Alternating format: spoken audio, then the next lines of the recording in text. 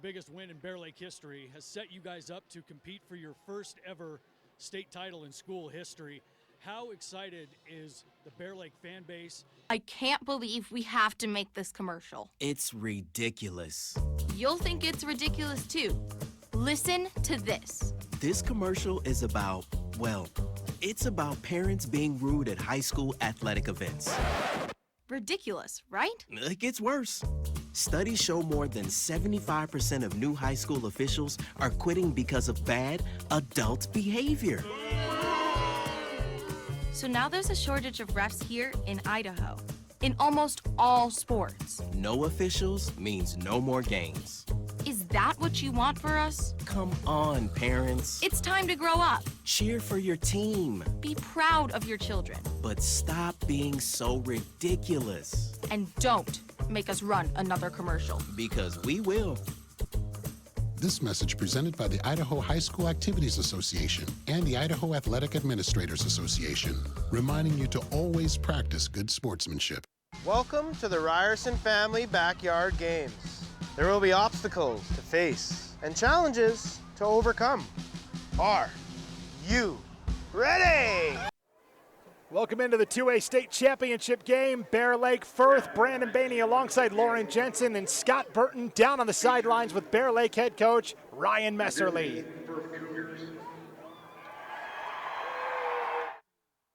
That thrilling game.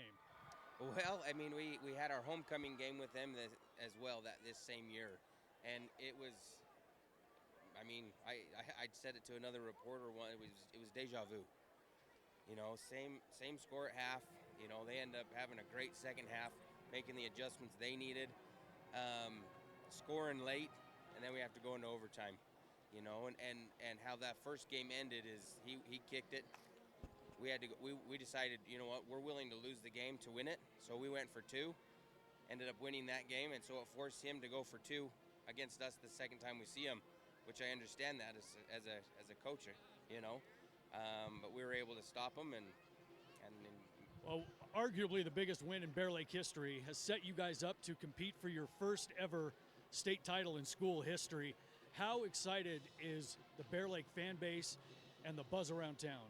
Oh, I mean, it's been phenomenal. The support has been you know, unmatched. I mean, we had to move. They moved our fans over to the other side of the you know, whole arena, because we weren't going to fit in the four sections that they were going to give us. You know, and it's awesome to see the fans that supported us this year and that came out to watch this game, and you know, and it means a lot to a little valley like ours. Well, let's talk a little bit about the game. You've got a quarterback on the other side you've got to pay attention to. What is the plan defensively to kind of keep Firth quarterback Gage Vasquez under control? Well, I don't know if anybody can keep him under control, to be honest with you. You know, we've watched, you know, 9-10 of their games now, and he does the same thing every time, and everybody has a different plan for him. And so really that is our game plan, is just try to contain him somehow, some way, you know, and we'll see where the chips lie. In order for Bear Lake to bring home its first ever state title, what are the keys to the game? Keys to the game is basically, it comes down to a lot of fundamentals. I mean, it comes down to blocking and tackling and see who gets tired first. All right, Coach, best of luck. Congratulations on getting this far. Big moment for your school, and best of luck to you tonight. Coach Messerly down here, head coach of Bear Lake. Back to you guys.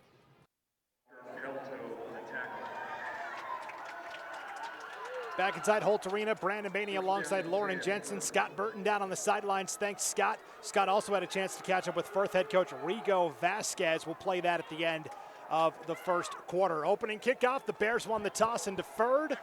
Firth on the return, left to right. A good return and a hurdle by Alex Vasquez out to the 31-yard line, where it'll be 1st and 10 for the Cougars, working left to right. They will start with a handoff and a sweep off the right side. That's Alex Vasquez across the 35 out to the 36-yard line. This is an IdahoSports.com GameStreams production of the 2022 Idaho High School Football Playoffs. Tournament coverage on IdahoSports.com, presented by Project Filter, Your Health Idaho, the Idaho Department of Health and Welfare, and the Idaho Transportation Department. Tonight's game also brought to you in part by Valleywide Cooperative and your local Toyota dealers. And on that carry around that corner, Bryson Crane, that defensive end, really grabbed a hold of Vasquez and brought him down quickly. 2nd and 6, counter play, left side this time, Burton Park, so the two slot backs get the first 2 carries.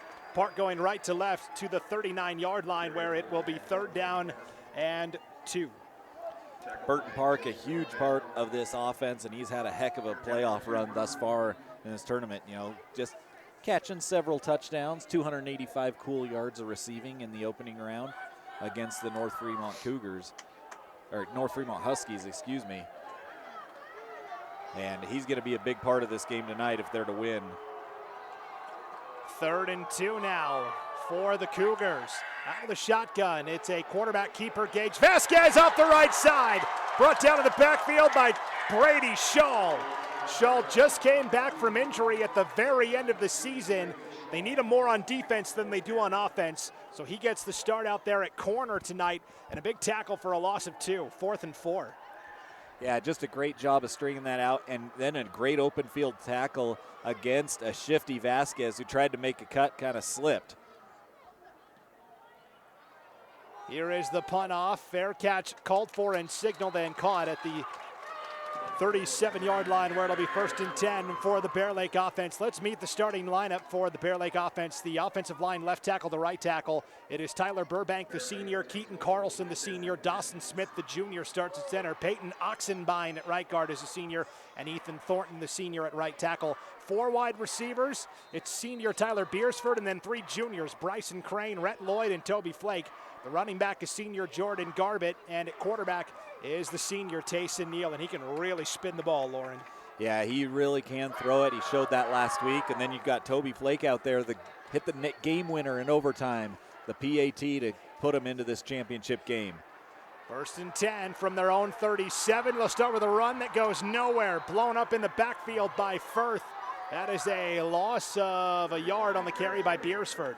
You know, we've talked so much about these offenses. Their defenses are phenomenal. And, you know, yesterday when we talked in that preview, we thought maybe the defenses, whoever can score over 3 touchdowns in this game is likely to win. And that's just because of how good these defenses are.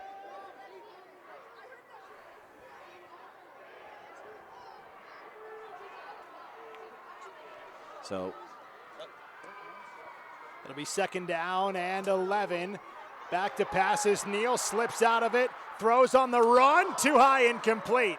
Intended receiver Toby Flake, and he ran right into Alex Vasquez, and now a little slow to get up. You know, and really, I think a safe play by Vasquez. Vasquez could have lit him up, and Vasquez kind of stopped and just kind of hit him in the stomach just because he knew he was so unprotected. I think that's a heady play by Vasquez to avoid a penalty and also avoid hurting somebody unnecessarily. Brings up 3rd down and 12 now.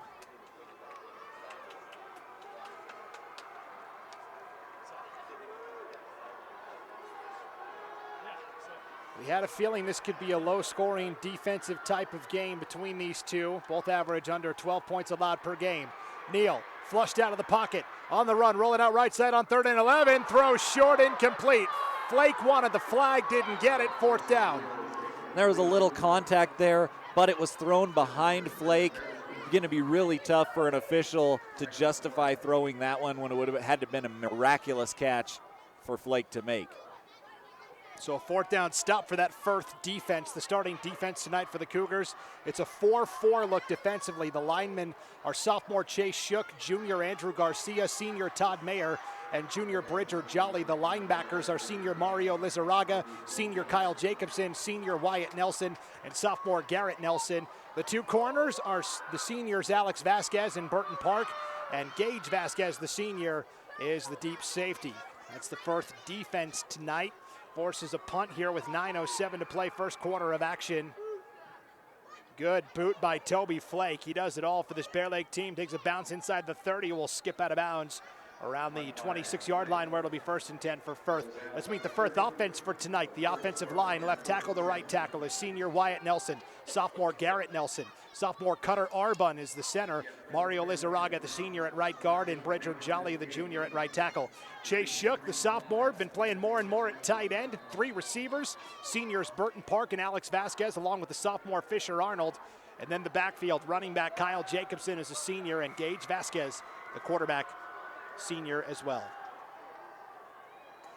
1st and 10 for Firth.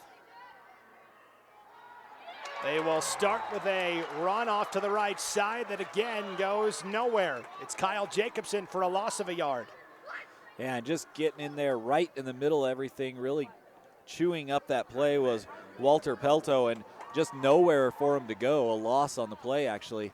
You know, and we haven't mentioned it yet, Brandon, but I don't know if I've seen this many people at a 2A championship football game. It is packed over here on the Bear Lake side, and there's a bunch more on Firth side over there as well. Well, like Coach Messerly said in the pregame interview with Scott, they are yearning for their first championship ever in football. 2nd and 11, Vasquez far throw, right side, caught across the 40, out to the 41-yard line. A pickup of 12 as Gage Vasquez finds his cousin, Alex Vasquez, for the first down. And a good tackle out there in the open field, because if he doesn't get him around those feet, Vasquez is running down the sideline, picking up a big chunk of yards. That was, I believe, number 8, Toby Flake, out there on the tackle. Yeah, we'll introduce you to the Bear Lake defense right after this next play. 1st and 10 for Firth from their own 41, working left to right. And a penalty flag comes out here for a false start against the Cougars. The Bear Lake defense tonight, the defensive line, all seniors. Peyton Oxenbind and Keaton Carlson are the ends. Tyler Burbank and Ethan Thornton are the tackles. 2 linebackers tonight, pair of seniors, Jordan Garbett, Walker Pelto. And then they go with a 5 defensive back look to counter this Firth spread offense. Junior Bryson Crane, junior Rhett Lloyd, and then 3 seniors, Tayson Neal, Brady Shaw, and Tyler Beersford. So 1st and 15 for Firth now from their own 36-yard line. They will give to Jacobson up the middle. Takes it out to the 41, close to 5 yards, and right back to where we started this thing at, 2nd and 10. A good tackle. He landed on Garbett, who was down on the turf, and kind of rolled over him for an extra yard to get back to the original line of scrimmage. So 2nd and 10 now for Firth, following the 5-yard gain by Jacobson. 7:15 to play in a scoreless first quarter. 2nd possession of the game for Firth. Spread, 2 receivers either side. Vasquez has time. Now will take off and run to the outside. On the run, fires through the hands, incomplete. Around the Firth 45-yard line, trying to go to Alex Vasquez, incomplete. So Alex Vasquez and Gage are cousins. Alex is the son of head coach Rigo Vasquez. Gage is the son of assistant coach Mo Vasquez. Yep, Mauricio, and yeah, both those guys, great guys. Yeah. Their kids have been phenomenal, good wrestlers, Yes. And baseball players as well. Just a great family. It's, you know, on both sides of the football here, it's a family affair in these schools, and the Vasquez family well represented out there for the Firth Cougars. 3rd and 10 for Firth from their own 41. 7 minutes to play first quarter, no score. Gage Vasquez rolling out left side, puts everything into it, throws downfield, incomplete. Burton Park, the intended receiver, around the Bear Lake 30-yard line, applying the coverage that time defensively once again, Tyler Beersford. Yeah, and a good job defensively downfield. And one thing, they're going to be able to get, I think, a little bit of pressure on Vasquez back at that quarterback position, but he is so quick that he's going to be able to roll out of things, and that's really going to put a lot of onus on the secondary to keep guys covered downfield. So Firth will punt for the 2nd time tonight. Gage Vasquez gets off a good one. High booming kick will be fair caught at the 31-yard line by Tyler Beersford. Are you considering purchasing, selling, building, or refinancing? When making these decisions, you can count on Northern Title for reliable and accurate title and closing needs. You make the choice. Northern Title is combined with local professionals to ensure your real estate needs for over 3 decades. Choose Northern Title. Good deeds done daily. Northern Title is proud to support Bear Lake football. Good luck, boys. Good deeds done daily. That's the opposite of dirty deeds done dirt cheap, right? That's right. All right, 1st and 10 for Bear Lake from their own 32. Bears going right to left here in our opening quarter of action. Handoff right side. This is Jordan Garbett out across the 36 up to the 37 and maybe even the 38. We'll see where they put it. They're going to put it back at the 37, a gain of 5 for Garbett. And you had Gage Vasquez in on that tackle along with Kyle Jacobson. Both kind of converged on him. That's both offenses kind of feeling the defenses out of here a little bit. You know, they've thrown the ball a little bit. Firth has a little bit more, and both teams trying to establish the run game. Right now, the defense is kind of standing up big. We thought it could lean that way. Both of these defenses so strong. 2nd and 5 for the Bears. Option play. Actually, keeper for Neal off the right side, looking for somewhere to go. Maybe got a yard as he just decided to cut up field and get what he could. Burton Park, the guy who came up and made the stop. It's a gain of 1 for Neal. Bear Lake in the blue and silver uniforms. They look just like the Detroit Lions from the 90s. Firth in the white jerseys with the black pants and the solid blue helmets. I never have a good comp for these jerseys, what they look like. Memphis? Yeah, kind of a little bit. Yeah, maybe a little. Yeah, but yeah, the Lions for the Bear Lake Bears, that's dead on. They do look like the '90s Lions. Obviously a little better than the 90s Lions. Yes, much better. Competing for the 2A state title. Middle screen over the middle. That's caught by Beersford to the 45. Has a block to the 50. The 40 of Firth. The 30. Down the near sideline, the 20. And finally will be brought down around the 14-yard line where it will be 1st and 10 Bear Lake. Yeah, just a beautifully executed play. Firth got a little too deep. They went after the quarterback, Neal, a little too far, and that left the screen wide open. Huge play inside the red zone. Gain of 48 on the pass from Neal to Beersford. Sets up Bear Lake. 1st and 10 from the 14-yard line. Let's check in real quick with our man on the sidelines, Scott Burton. Scott, what do you got for us down there?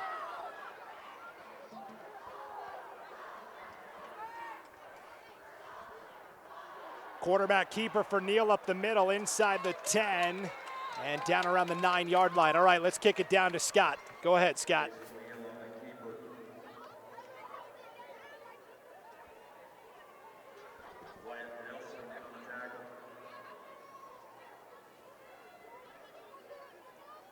We might have to come back to Scott here in just a moment. Having a little problem with the mic down there as the Bear Lake comes back to the line of scrimmage. 2nd and 5 from inside the 10. Yeah, following that 5-yard run by Tayson Neal. Neal will roll out right side. Throws to the end zone. A lot of traffic, incomplete. Intended receiver, that time Rhett Lloyd. Sea of hands in the end zone. Looks like maybe a penalty flag as well. Yeah, there was a good rush coming from the outside. It was number 55 for the Firth Cougars, Garrett Nelson. As he was trying to get to Neal, he got held. Sprung Neal just with enough time to throw for the end zone.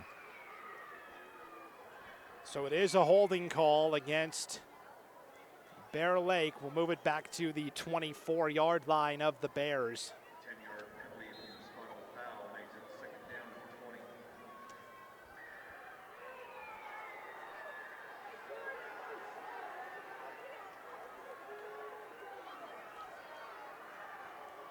So 2nd and about 20. Neal hands it off on the inside. That is on the carry, Beresford. He'll pick up a few just outside the 20. It's going to be 3rd and about 16 now for the Bears. Yeah, and who ran that ball there? It was Lauren? Tyler Beresford, number 9 on the carry. Makes it 3rd and 15 now. And so now let's check in with Scott Burton down on the sideline.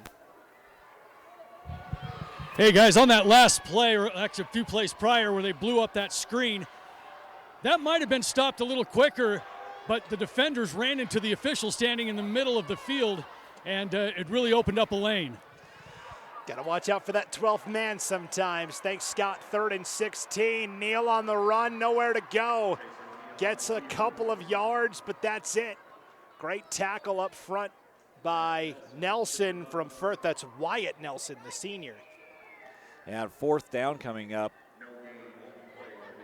for the Bears. I think maybe you'll see the kicking game here from Bear Lake.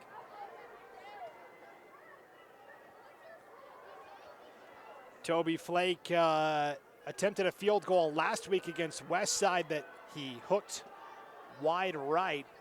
This would be a 36-yard field goal try from the far hash on the right side with 2:20 to play in our first quarter of action. 36-yard field goal try for Flake out of the hold of Lloyd. It's a fake. They'll give to Flake up the middle and nowhere close to getting the first down. He'll be brought down at the 15-yard line, so officially only a gain of 4 by Flake on the fake field goal try. You know, and maybe that's one of those things where they figure Flake, maybe he's out of his range a little bit from there, and so they're like, you know what, let's try it. We're not giving up a whole lot. They get it down to the 15-yard line, so still pinning Firth back pretty deep. On the other hand, the upside is if you do pick it up, that's a huge first down. So a turnover on downs forced by Firth after Bear Lake went for the fake field goal. You know, they didn't try too many field goals. You know, Toby Flake was money on PATs, as we learned last week with that kick in overtime. But, yeah, they really didn't do much in terms of field goals during the regular season. So 1st and 10 now for Firth from their own 15-yard line. They'll give right side. This is Jacobson up the middle for, actually, that's Alex Vasquez on the end around for a gain of only a yard.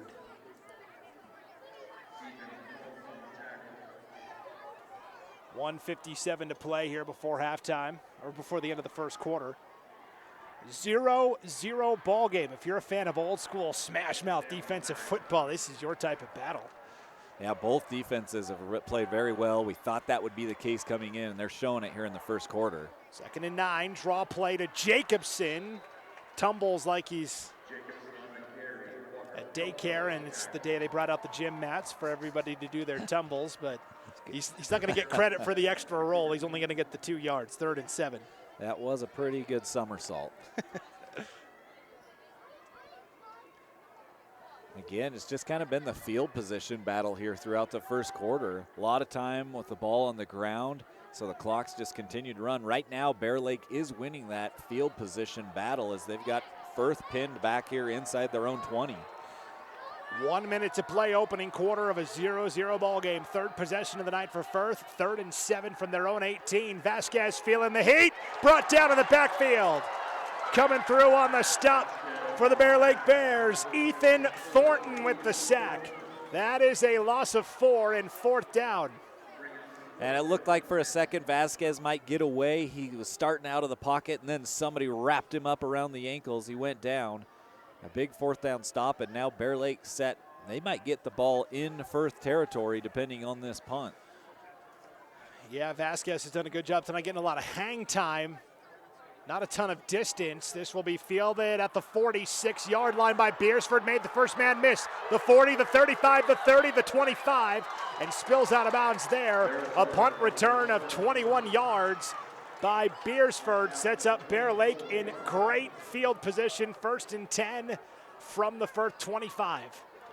And another great scoring opportunity here for the Bears. Just 15 seconds left here, but they'll have plenty of time to work once we hit the second quarter. A friendly reminder, Scott Burton had a chance to catch up with both coaches pregame tonight. We played the interview with Bear Lake coach Ryan Messerly in the pregame. We'll play his interview with Firth coach Rigo Vasquez at the end of the first quarter. 15 seconds to play here in our opening quarter of action.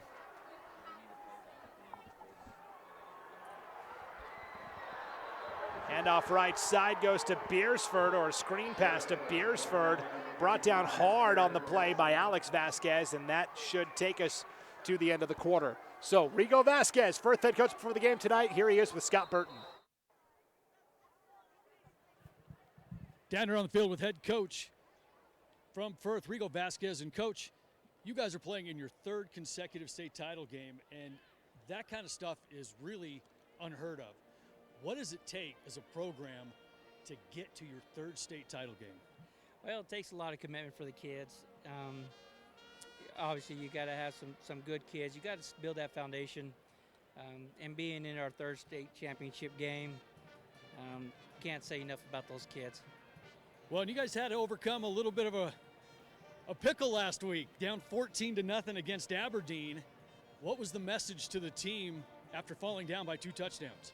Well, you know, getting down 14-0, we still had quite a lot of time left. 9 minutes left in the first quarter, so still a pretty good ball game. Still a lot of ball game to be played. So we just settled them down, made some adjustments defensively, and then told them, let's go get a drive, set something, score, and then settle down. And the kids felt comfortable after that, and that's what we did. Defense stepped up, offense picked it up, and 34-20, end of the game later is good. Well, let's talk about tonight's game.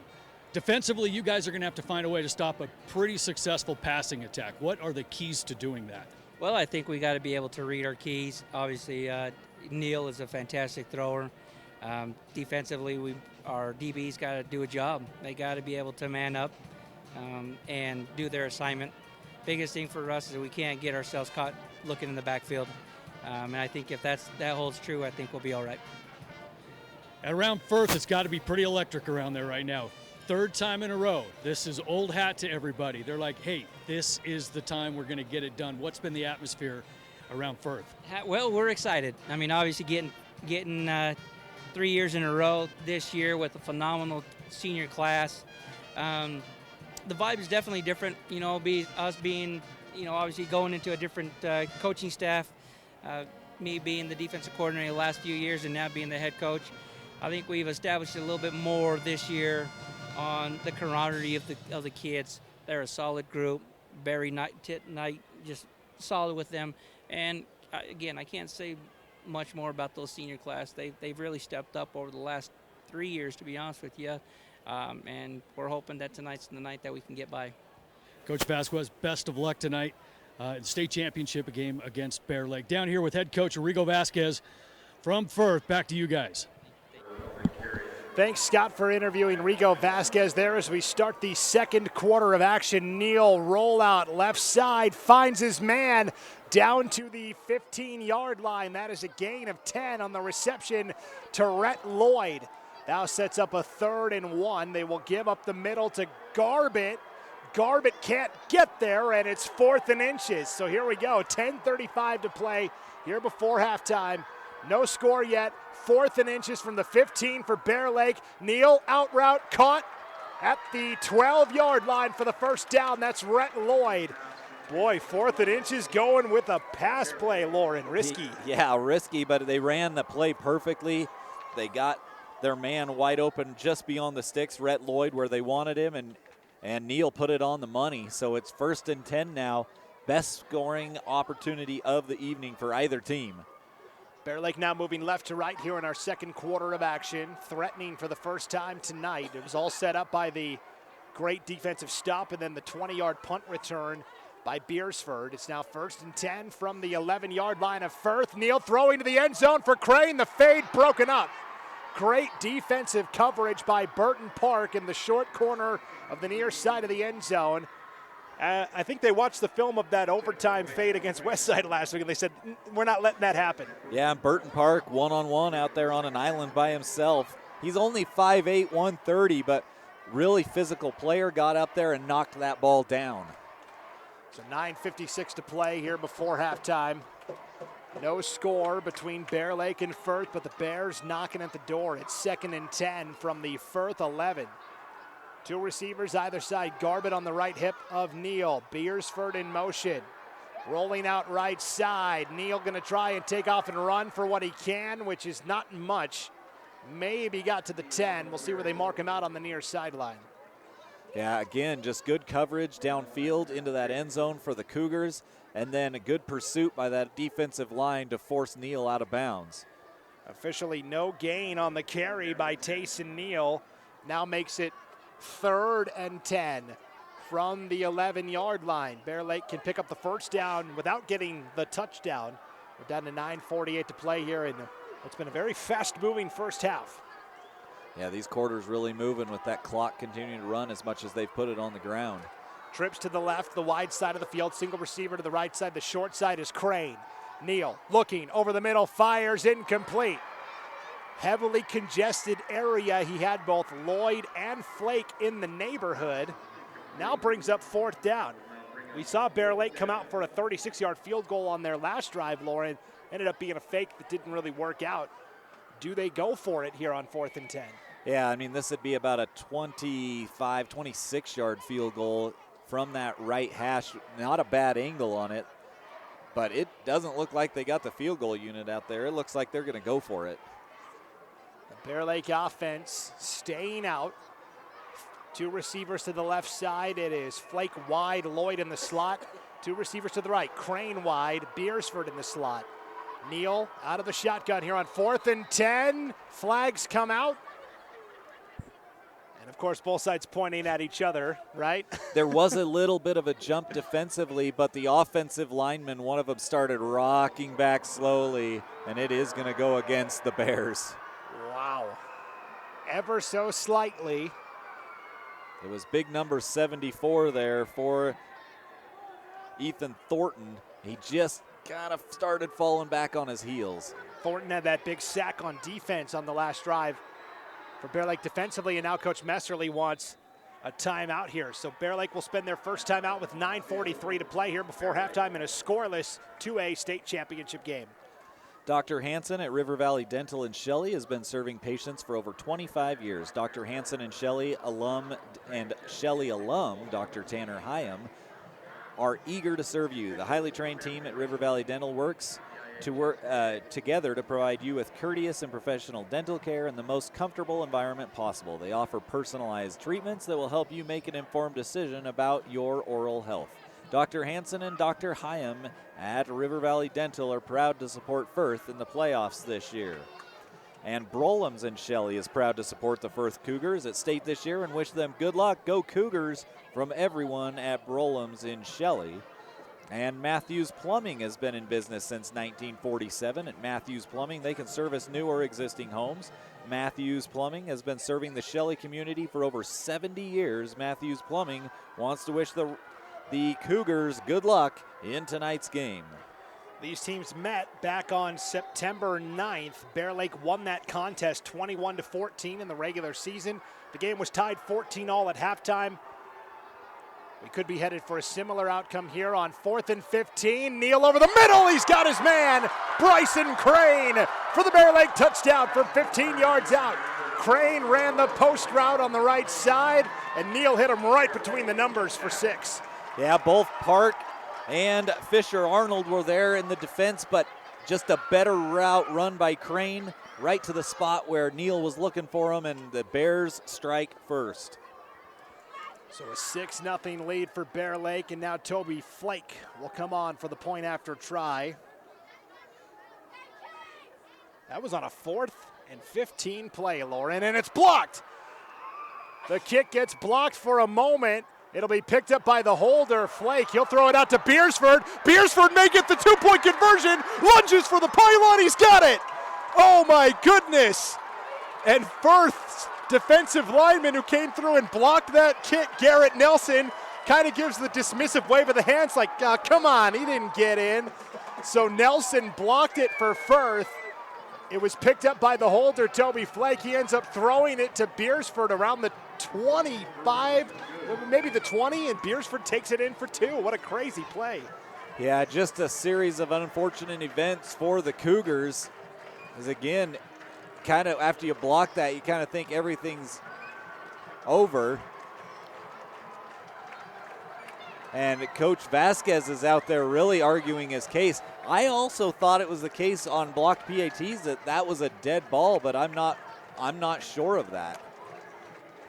I believe is, okay, let's check in with Scott Burton down on the sidelines. He's got a report for us. Hey guys, what a wild extra point that was. That happened right in front of me as the extra point was blocked, and the only people that really kind of realized what was going on was Bear Lake, as Firth was a little bit stunned defensively.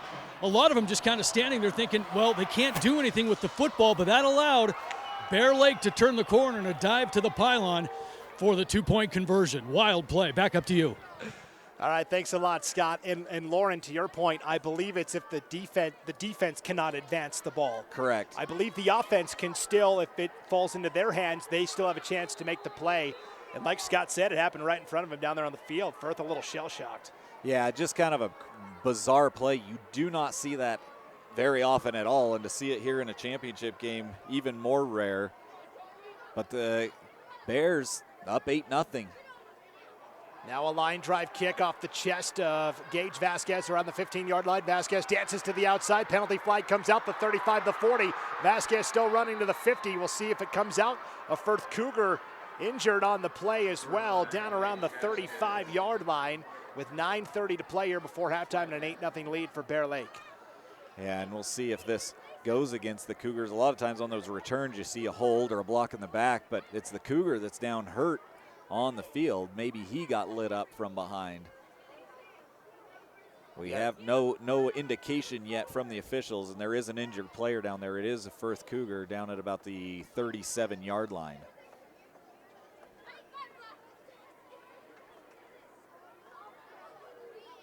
This has been a fast, physical game between these two defenses so far tonight, no doubt about it. And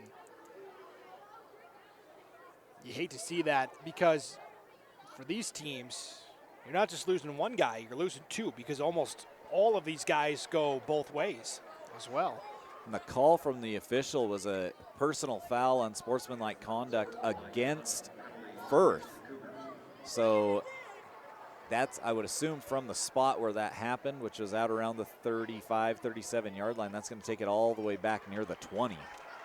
Could be retaliation for, what happened to Mario Lizarraga, the injured Firth Cougar, who gets some assistance off the field. We did a live preview show last night, previewing all the state championship games on IdahoSports.com's YouTube channel, Facebook page, Twitter account, and Mario's mom hopped on and gave a shout out to Mario and said, "Go Firth Cougars." And he is a big part both sides of the football, and they're going to need him out there. He did walk off under his own power, so that's a good sign. But now the Cougars, after a nice return, are clear back to their own 20. 1st and 10 for the Cougars with 9:30 to play here before halftime. 8-0 lead for Bear Lake. They will keep it on the ground with Gage Vasquez rolling out right side. Again, blown up, and more penalty flags come out at the end of the play here. For the moment, it is a loss of 2 on the run by Vasquez.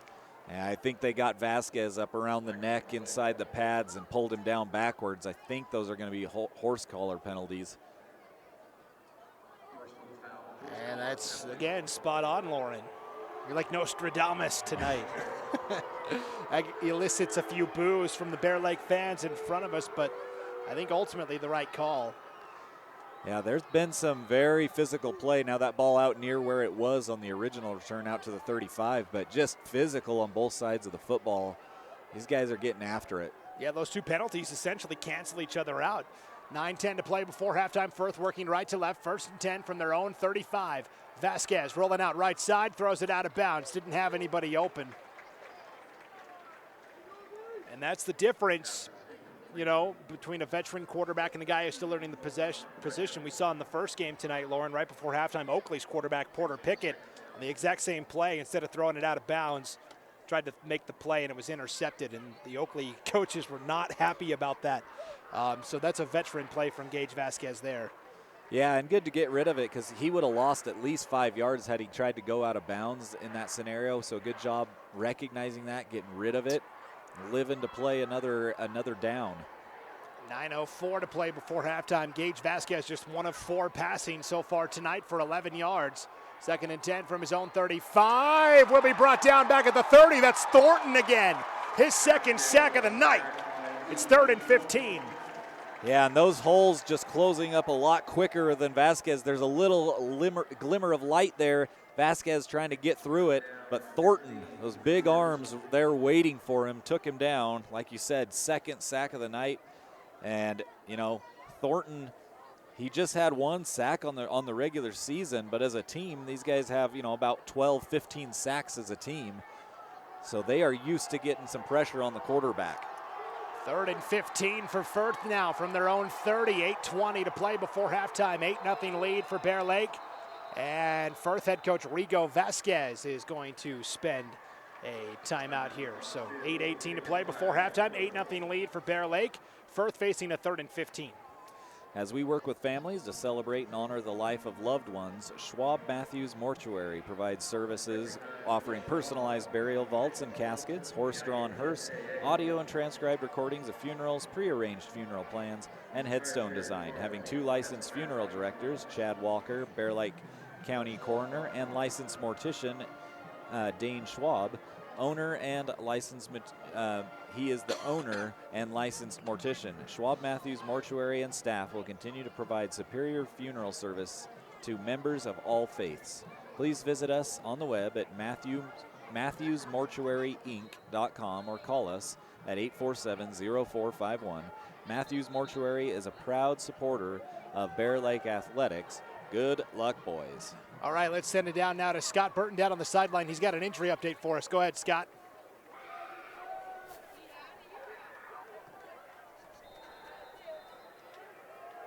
All right, we'll check in with Scott here in just a minute. 8:18 to play here before halftime. Trips to the right, single receiver to the left on 3rd and 15. Vasquez rolling out right side, will throw a jump pass back over the middle. Diving catch made by Shook, the tight end. Ultimately goes for a gain of just 4. It'll be 4th down. All right, let's check back in with Scott Burton down on the sideline. Hey guys, got a quick injury update from Firth. Mario Lagarado, who was hurt on that penalty, they're looking at his collarbone. It appears that he is done for the night, but he is receiving attention for a collarbone injury. Back to you. Wow, okay, thank you, Scott. That's awful news for Firth. Of course, Mario Lizarraga, as the punt is out and returned by Tyler Beersford, a spin move at the 40 out to the 38-yard line. So it'll be 1st and 10 for Bear Lake following another 3-and-out for Firth. But boy, Mario Lizarraga, a key 2-way player on the line and also at linebacker. That's a big loss for Firth. Yeah, and hopefully they're just checking it out. But, Scott's got pretty good information there. But we will keep an eye out for you to see if he does make his appearance back in this football game. But if he is out, that is a big loss for the Cougars. Significant. So here we go. It'll be 1st and 10 for Bear Lake from their own 41-yard line. 7:36 to play here before halftime. They'll fake to Garbett to the left. They'll pitch out to Beersford on the right side, and Beersford gets popped immediately. Coming up to make the stop for Firth, Burton Park. Loss of 2. And I don't think he saw Park coming from the outside. He was looking at the guys inside that he was trying to make a move on, and then all of a sudden Park just hammered him coming from the outside in. Good job by Beersford hanging on to that football. The Cougars that haven't been able to get the ball down the field, and right now Bear Lake has really won the field position. 8 points up on the board, though. All we have, 1/4 through this football game. So loss of a yard on that carry by Beersford. 2nd and 11, slant route caught, 45-50, and out to the Firth 46-yard line for a 1st down. That is Toby Flake making the reception. That is a pickup of 13 yards and a 1st down. And it looked like on that play that there were just too many receivers over there for Firth to cover. It looked like guys were just unaccounted for. Flake was the one wide open right down that middle of that hash line for a 1st down. 6.5 to play before halftime. 8-0 lead for Bear Lake. 1st and 10 for the Bears from the 47-yard line of Firth. Points have been tough to come by. They're at a premium tonight. 4 wide, 2 to either side. Out of the shotgun is Neal. Garbett on his right hip. Neal slings out route, caught at the 40, and then driven back to the 39-yard line, making the reception Rhett Lloyd. And a nice tackle. 2 guys right in on that tackle. I think it's number 44, Jacobson, and out there as well, it was Alex Vasquez who stopped him, but still a good gain on 1st down. He got about 6. Yeah, nice little pitch and catch, and it's really, Bear Lake, it's all timing. You can tell Neal has spent a lot of time with these receivers where he's throwing it to a spot, not where his guy is necessarily. Yeah, and hitting them right as they're coming out of their routes as well. 2nd and 4 for the Bears. 5.5 to play before halftime. Draw play right side. This is Beersford up the middle to the 30 and down to the 28-yard line. That is a gain of 13, but penalty flag back at the 42. Hold the phone. And again, on that play, the umpire back there acting as the 12th blocker, if you will, back there for the Bears, and Firth having to work around him to get the tackle. Firth wondering what the heck is going on. Firth really came out tonight to support the Cougars, playing in their 3rd consecutive 2A state championship. They haven't been able to climb that mountain in recent years. They've lost the last 2 years to Westside. Well, Bear Lake took care of them last week. There are 4 championships in Firth's history, though. 1988, then a decade later, 1998, and then back-to-back titles in 2005 and 06. Bear Lake, of course, playing for their first ever state football championship tonight. 2nd and 15 for the Bears following that penalty from their own 48. Neal feeling the heat. On the run, fires, flicks the wrist, completes the pass on the far sideline. Inside the 35, out of bounds at the 33. What a catch, Tyler Beersford for a first down. Yeah, he just kind of flipped it up over the defender back there, and he got a foot down. Did Beersford able to hang on, even though Vasquez put a pretty good hit on him. And that drive will continue for the Bears. Gain of 19 to Beersford. 4:40 to play here before halftime. And an 8-0 lead for Bear Lake. And again, Neal on the run just kind of flicked his wrist. He made it look so easy. I've been so impressed with Tayson Neal all year long. And the Cougars are getting some pressure on him. The pocket's breaking down, but he's getting outside of it and still hitting his receivers on the move. 1st and 10. Slant route is caught at the 25. Crane made a man miss and stretches out to the 24-yard line, awfully close to the first down marker. Might be just shy, and they'll say, no, he got it. 10 yards on the money to Bryson Crane. And Gage Vasquez, the one who finally trips him up right at the sticks. But again, like you said, just a pinpoint pass, a great catch by the receiver. It was actually a little behind him. He reached back, got it, picked up the first down. 1st and 10 for the Bears. 4 minutes to play before halftime. Ball is at the Firth 24-yard line. And Bear Lake does get the ball to start the second half as well. So this is a huge drive for the Firth defense. Can they get a stop? 1st and 10. Neal floats to the end zone for Flake. Overthrew him by a couple yards. Incomplete. Yeah, 2 guys over there. It was Burton Park and then Vasquez coming over the top as the safety. And like I said, he floated it over the top just a little too far and outside.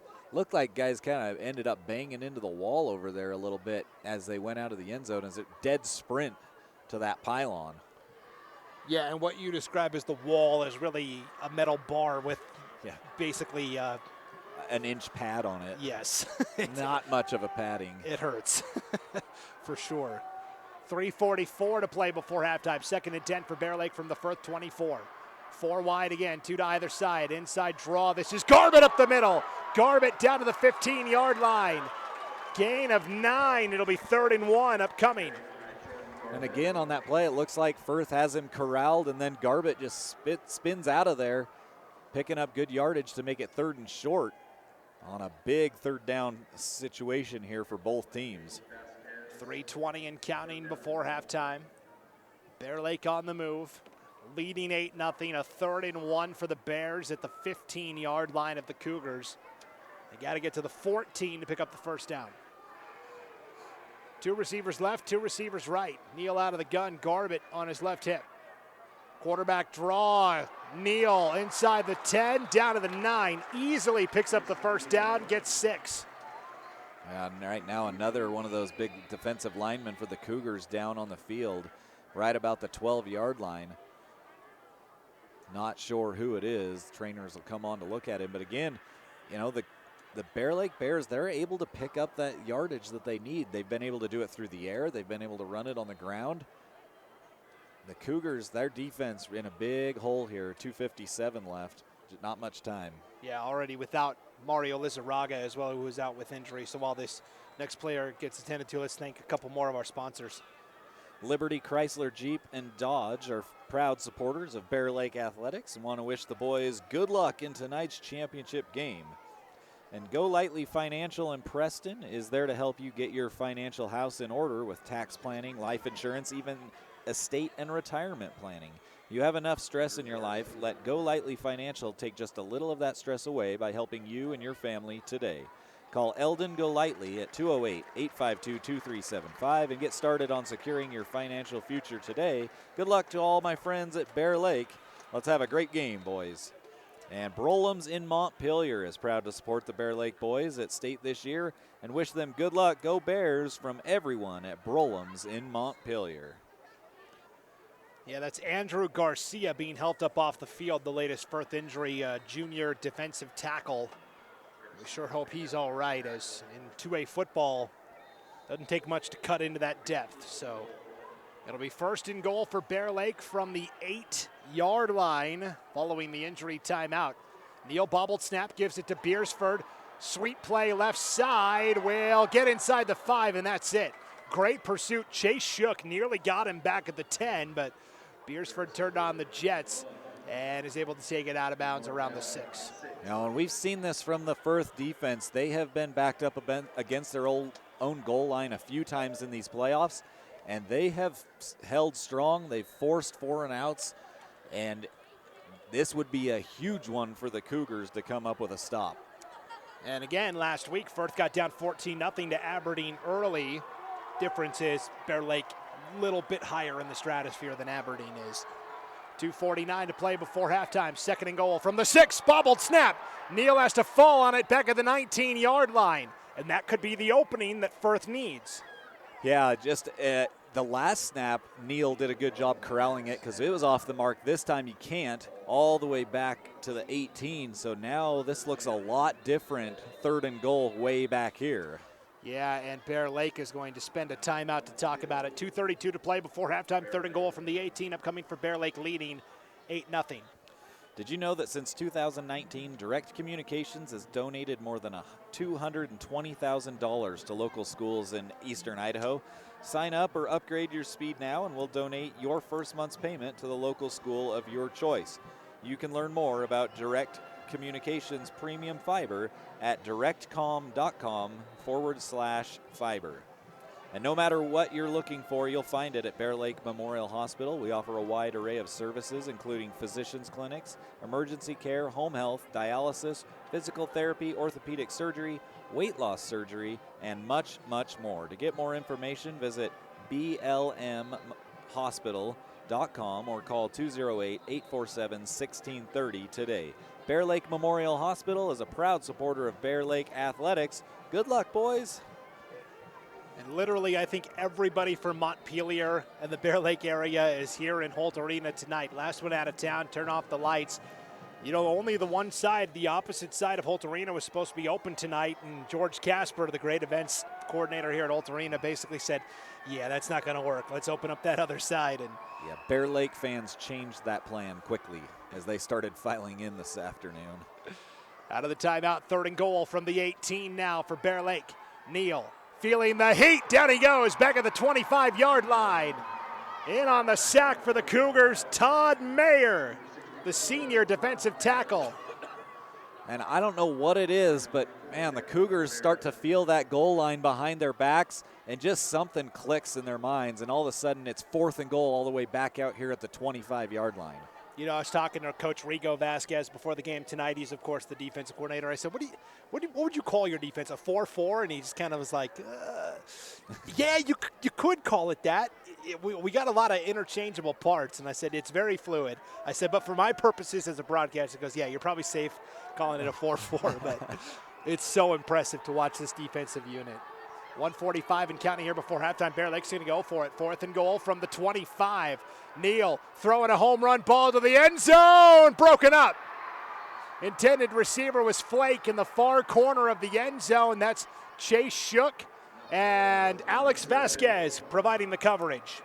Yeah, just great job. They double teamed him. I thought there was another receiver open across the middle of the field, but Neal was looking that way the entire time. So again, the Cougars backed up against their own goal line, come up big with a huge defensive stop, at the end of this second quarter.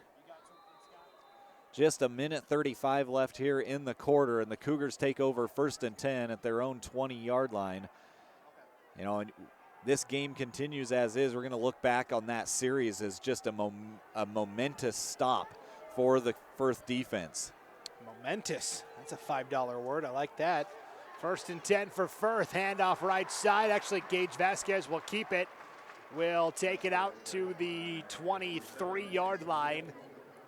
1:20 to go before halftime. Firth will have to work quickly here, down 8-0. They do kick off to start this second half. And it doesn't look like they're in any too big of a hurry here as Burton Park takes a slow saunter back out to the huddle. And then they get to the line of scrimmage with just about a minute left here to play.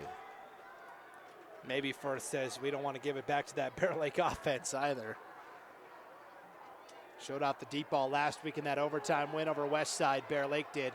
Vasquez on the run, throws, has a man. That is caught on the far sideline. Kyle Jacobson, the running back, makes the reception out to the 36-yard line. That is a pickup of 13, and he got out of bounds to stop the clock with 46 seconds left. Yeah, hit him right on the sideline, just had his toenails inside that white line over there. Good catch and a nice rollout by Vasquez. So Jacobson with the reception. 1st and 10 for Firth from their own 36, working right to left. 46 seconds to play before halftime. Vasquez dancing. Now will take off and run up the middle. The 40, cuts back against the grain and breaks a tackle. The 50 and out to the Bear Lake 48-yard line. Houdini does it again. This time for a gain of 16 and a first down. He can just change direction so quickly. As they get to the line quickly, I'm not sure if they're going to try to spike it. Yes, they do. You know, I was joking earlier before the game with Scott Burton, our sideline reporter, and I said, you know, Bear Lake looks just like the Lions from the 90s with the blue and the silver. I said, too bad Barry Sanders isn't in there. Well, Firth has Barry Sanders. His name is Gage Vasquez. Yeah, that looked like a Barry Sanders run. If you watch any of his highlights, just stopping on a dime and making people miss and look silly at the same time. After the spike, it's 2nd and 10 for Firth from the 48 of Bear Lake. 30 seconds to play before halftime. Vasquez flushed out, right side. Now we'll reverse back to the left, throwing deep down the right side. It is caught at the 32-yard line by Chase Shook, the sophomore. They will stop the clock with 20 seconds to go while they set the ball. That is a gain of 15 to Shook and a first down at the Bear Lake 33, and Firth will spend, I believe, their second timeout here of the half. A great play again, and just too much time. Neal couldn't hold on to his coverage for that long, and Shook got open. A nice job of Vasquez hitting him on the money. Bear Lake Orthopedic Clinic is a proud supporter of all high school athletics. Bring it home to the Bear Lake boys. Bring home the championship. And Fall River Propane is Eastern Idaho's fastest growing residential and business propane provider. And we are now serving the Firth area. For the highest quality, hottest burning propane at the most competitive price, call Fall River Propane at 1-800-632-5726 or visit fallriverpropane.com. Exceptional service available 24/7 and competitive prices are trademarks of Fall River Propane and the reason we are growing so quickly. Let's go Cougars. And Kelly Canyon Ski Resort wants to congratulate all the Eastern Idaho teams for making it to the state championships this weekend. Opening day is November 25th, just in time for those post-football blues. Good luck today from Doug and the rest of the crew at Kelly Canyon. All right, so out of the timeout, 1st and 10 for Firth at the 33-yard line. Scott Burton down on the sideline has an injury update. We'll get you to it here after this next play. 20 seconds to play here before halftime. Vasquez rolling out right side, feeling the heat. Now reverses back to the left. Vasquez will take off and run, has blockers. The 30, the 25, and finally brought down at the 19-yard line with 8 seconds to play here before halftime. Scott, let's quickly send it down to the sideline for an injury update as Firth will spend their third and final time out here with 8 seconds to go before halftime. Let's send it down to Scott Burton. He's got an update for us. Hey guys, they're falling quickly down here on the Firth sidelines. Andrew Garcia, who just left the field, is being attended to, and it appears to be a shoulder injury. They've got the jersey off. He is done for the night. And you talked about this with both of these schools. A lot of their key players are going both ways, and so if the injuries continue to pile up, you can bet it's going to play a role in the second half. Back to you. All right, thank you, Scott. And yeah, they're dropping like flies on that Firth sideline, as Scott alluded to. That nice scramble by Vasquez takes it to the 19-yard line, but it took a lot of time for Vasquez. Now only 8 seconds left. 1st and 10 at the Bear Lake 19. Yeah, and out of timeouts. And so whatever they do, it's got to be quickly. They might be able to get 2 plays off here if it's a quick something to the outside. But an opportunity here for the Cougars nonetheless to go into halftime tied up, and who would have guessed after just that back and forth first half, they've got a chance to go into halftime tied. What a wild scenario that would be. 1st and 10 from the 19-yard line of Bear Lake. 8 seconds to play before halftime. Firth out of timeouts. Vasquez rolling out right side, has time, throws to the near sideline, and it's dropped. Wide open receiver at the 10-yard line. That is the sophomore Fisher Arnold. And even if he makes that grab, there's only 2 seconds left. I don't know that he's got enough time to get into the end zone, Lauren. So it might be an okay thing that stops the clock with 2 seconds left. They still have 1 shot at the end zone here. Yeah, and Arnold, I mean, he was going to pick up a few yards, and I think he was actually trying to get out of bounds. Yes. He was just a yard from the sideline, and he forgot to catch the ball. But they wouldn't have gained a whole lot, maybe 3 or 4 yards. And so not much of a difference in what they're going to do now here with just 2 seconds left on the clock. Now you throw it up, right? 2 seconds to go before halftime. 2nd and 10 from the 19-yard line. It was last year in the quarterfinals against Declo. Kind of a similar deal, except it was the 4th quarter and Firth was down a score. They had no timeouts left. It was a 4th down play. Vasquez basically scrambled right. Burton Park was left all alone in that left corner of the end zone. And so a delay of game penalty against Firth. That's all right. Backs them up, gives their receivers a little more breathing room, because at this point, the difference between 19 and 24 yards isn't that significant. No, you're still taking a shot at the end zone no matter what you're doing here. Or maybe something short underneath and then hoping your guy can break a tackle to get inside. But you got to probably at least be throwing this to the 10, if not deeper. Yeah, I think it's a shot to the end zone if the line can give Vasquez enough time. 2 receivers right, 2 receivers left. Last play of the half from the 24, barring a penalty, which we have. A false start against Firth.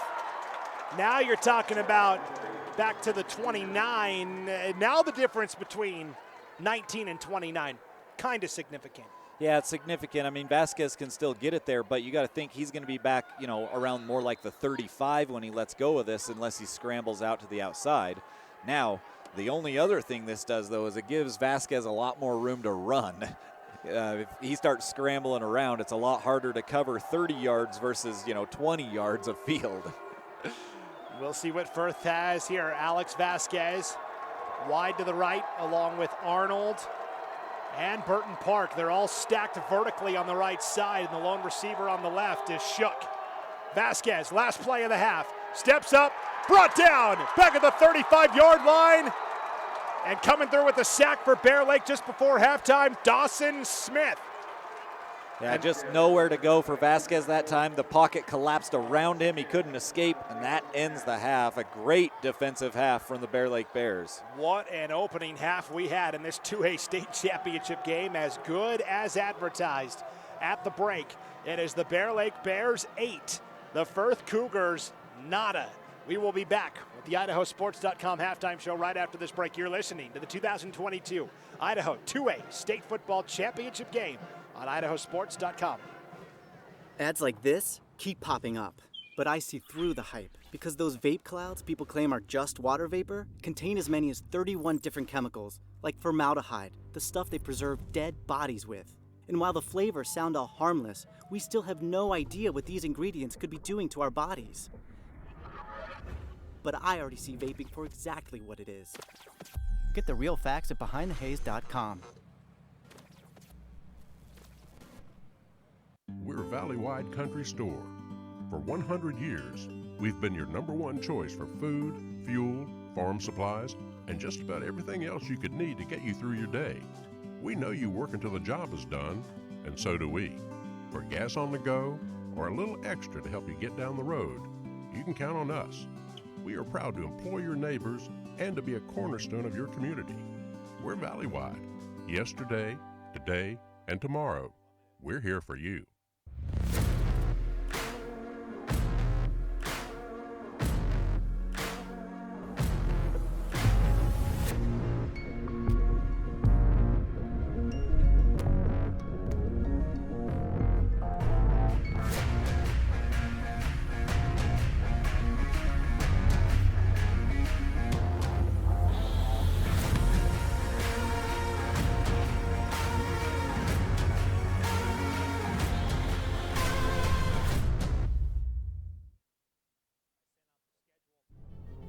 Look at that. The unmistakable swagger of someone fully covered with health insurance through Your Health Idaho for as low as $0 a month. If you're as speechless as I am right now, say nothing. Health yeah! Enroll by December 15th and you could qualify for quality health insurance starting at $0 a month. Hello? I was in an accident. Are you okay? Yeah, I'm fine. I had my seatbelt on. I'm Jen Mengelke-Seiler, and I'm from Moscow.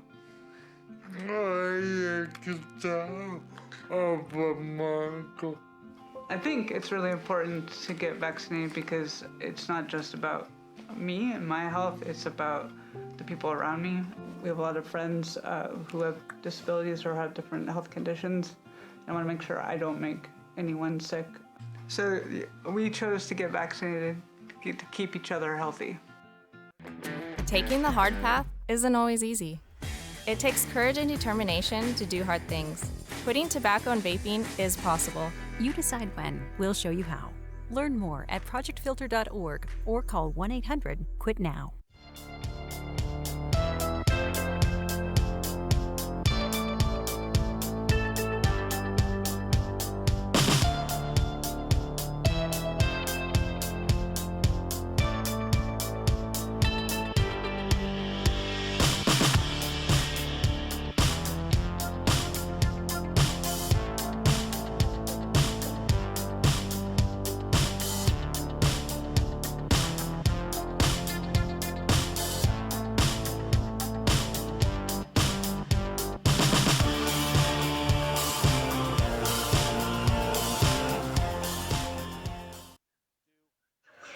It is halftime here at Holt Arena on the campus of Idaho State University in Pocatello in the 2A state championship game. At halftime, Bear Lake on top of Firth 8-0. Brandon Bainey back inside the broadcast booth with Lauren Jensen. We got Scott Burton down on the sidelines as well. Before we dive into what happened in the first half, it's going to be a real quick summary. Lauren, let's thank a couple more of our sponsors tonight. Yeah, Heartland Ag, they are application. At Heartland Ag, application is what they do. From case and RBR application equipment, tanks, trailers, and all your spraying and spreading needs. Located in Burley, Idaho, give them a call at 1-800-994-9120, or you can find them online at heartlandag.com. Do you need help with bookkeeping, personal and business tax returns, or payroll? The folks at Gary H. Tusher CPA are ready to help you. Call 208-847-2601 for an appointment or visit their website at garytcpa.com. See Gary in Montpelier at 110 North 8th Street. Gary Tusher and his staff are proud supporters of Bear Lake Athletics. Good luck this weekend, boys. And if you're an Idaho homeowner and have fallen behind on your mortgage because of the COVID-19 pandemic, help is available. The Idaho Homeowner Assistance Fund can help you get back on track. Check your eligibility and apply today at idahohousing.com/HAF, idahohousing.com/HAF, or call 888-991-2166. And Bear Lake Drug is located at 836 Washington. Casey and his amazing staff are the best in town and will provide you with the service and care you deserve. This hometown pharmacy and gift store is your local drugstore and a great deal more. Find them on Facebook or visit their website at bearlakedrugid.com. Bear Lake Drug supports the Bear Lake Athletics and wants to wish the boys the best of luck in the state championship game. All right, Lauren, well, an 8-0 lead at halftime. The lone highlight from the opening half in terms of offense was a 15-yard touchdown pass from Tayson Neal to Bryson Crane. It was actually 0-0 at the end of one, and then that 16-yard TD pass from Neal to Crane made it 8-0 Bear Lake with 9:39 to play in the first quarter. Kind of a wild extra point where Nelson actually came through for Firth. Garrett Nelson, the sophomore, came through and blocked the extra point. It landed into the hands of Toby Flake, who then the kicker, and he ended up throwing it to Tyler Beersford around the 15, and then Beersford took it in for two. So that's where we're at, 8-0. You know, otherwise, each defense has done what we thought they were going to do. They've come in and put the clamps down on two really good quarterbacks. Ethan Thornton with 2 sacks leading the way for Bear Lake tonight on their defensive line. Yeah, Bear Lake's defense has really caused a lot of havoc in the backfield for the Cougars, as Vasquez has kind of been running around a lot, and he's good at scrambling, but you got to give your guy some time to throw the football, and he has been sacked multiple times. He's taken some hits, and Firth has lost a couple of guys now due to injury that we've seen. So both defensives have played phenomenal. It's just been that one scoring drive. The Cougars come up with a big stop down here when it was like 1st and goal from the 5 for Bear Lake. They could have gone up 2 scores. Firth then gets stopped down here late in the half, and so just a back-and-forth battle between these squads. Yeah, Scott Burton down on the sideline doing a great job reporting for us. Reported that both Mario Lizarraga and Andrew Garcia, both likely not to return, both kind of had the pads off with different injuries, which we feel awful for Firth and for those players. And it's something we'll keep an eye on into the second half. Let's take a look at the yardage totals in the first half. Again, these are unofficial stats, but for Firth, 32 yards on the ground, 42 yards through the air. So pretty good balance, but only 74 yards of total offense. For Bear Lake, 23 yards rushing, but 126 yards passing for 149 yards of total offense. And really, Bear Lake almost doubling up Firth in yardage, but that goal line stand that you talked about by Firth was monumental because it kept it at a 1-score game. Yeah, and you look at the total offensive outputs there, yardage gained, and really that's got to be well below what both of these teams are traditionally putting up in a half. I mean, just 150 yards, it's not bad for Bear Lake, but when you're used to putting probably up 200 plus in a half, and same with the Cougars, to be held under 100 yards total offense in that half, they've got to figure something out on offense to move the ball a little more efficiently. And, man, the defenses, hats off to both of them. They have been phenomenal. Let's take a look at the individual stats for Firth tonight. The leading rusher is Gage Vasquez, 8 carries for 21 yards. It's been a lot of, 15, 20 yards and then sacks. So it's been a yo-yo roller coaster ride for Gage Vasquez. Otherwise, not much. Kyle Jacobson, 3 carries for 6 yards. Alex Vasquez, 2 carries for 5 yards. Passing tonight, Gage Vasquez, 4 of 8 for 42 yards.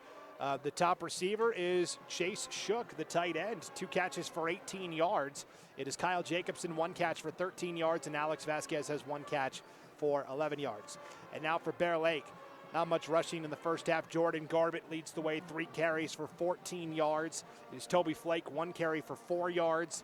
Tayson Neal has 5 carries for 3 yards. And Tyler Beersford has 5 carries for 2 yards.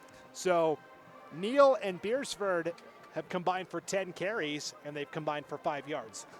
Yeah, not the averages you're looking for, but they've struggled to run the football, and that's a lot of that's due to Firth's great defense. They're not going to be able to run a ton on Firth, but they found some success through the air and over the middle, and you're going to continue to try to run the ball to open up that passing game, and they did a great job of it in the first half. Passing-wise, Tayson Neal in the opening half, 8 of 18 for 126 yards and the touchdown. The leading receiver is Tyler Beersford, 2 catches for 67 yards, but it's Bryson Crane who has the touchdown, 2 catches for 26 yards and the score. Rhett Lloyd actually leads everybody in receptions, 3 catches for 20 yards, and then it's Toby Flake, last week's hero, 1 catch for 13 yards. So Bear Lake, their usual balance, right? Yeah, but even with that, you'll look at 8 for 18. I mean, that's not a great percentage for Neal. He's hit them when they've counted, which is why they're up 8-0. But still, again, defense making it difficult to complete passes, making it difficult to run the ball, and that goes for on the other side because the passing game hasn't been very good for the Cougars either.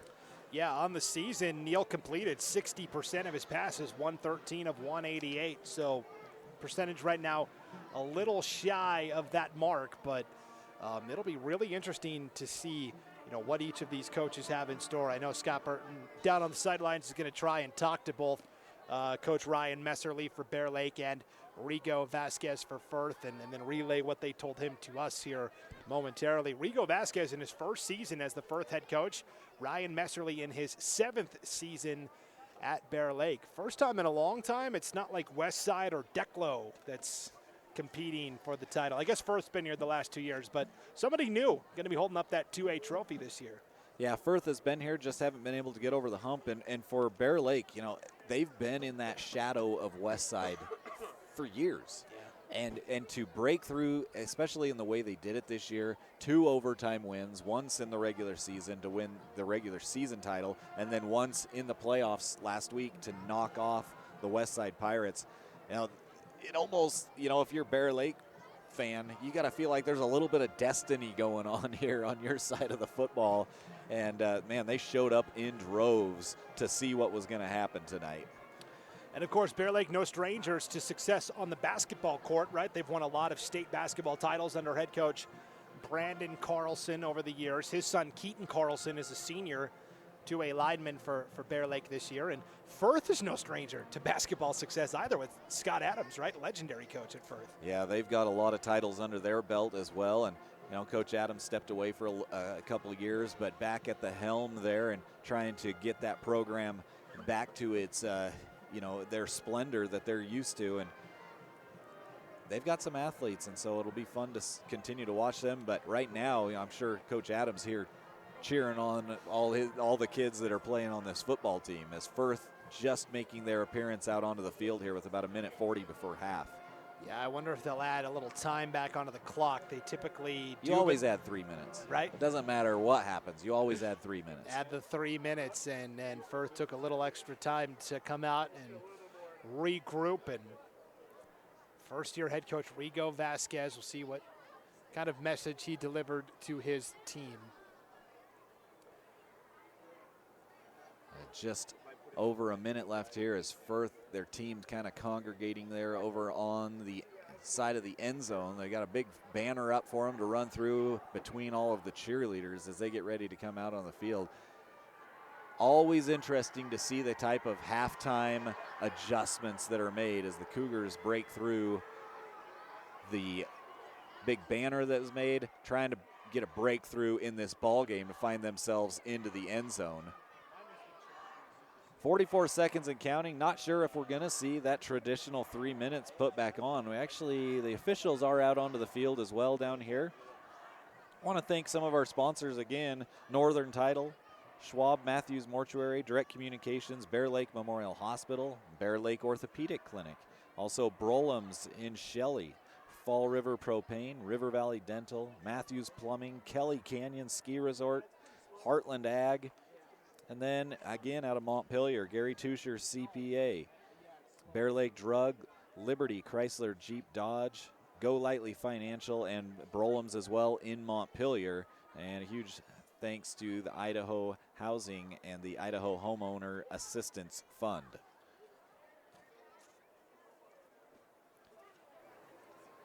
Well, I've been proven a liar, Brandon. They're not putting 3 minutes back on. They're putting 12, and we're starting the third quarter. That's right. We are going to start it up here in just a moment. Bear Lake will be kicking off, or excuse me, Bear Lake will be receiving to start this second half. They kicked off to start the contest, so let's go ahead and throw it down to Scott Burton on the sidelines right before the start of the third quarter. Scott, what do you got for us? Hey guys, talked to both coaches coming out of the locker room, and it's a very physical game, and they knew this is what they were going to get because they're familiar with each other. For Coach Messerly and Bear Lake, they've done a really nice job of containing the opposing quarterback. I mean, they have really done well. They've got a couple of coverages they have not shown yet. They've been spying all night long, and so far it's been working. And on the other side, Coach Vasquez from Firth, he's feeling his defense is getting their eyes caught in the backfield sometimes, and that's got to change.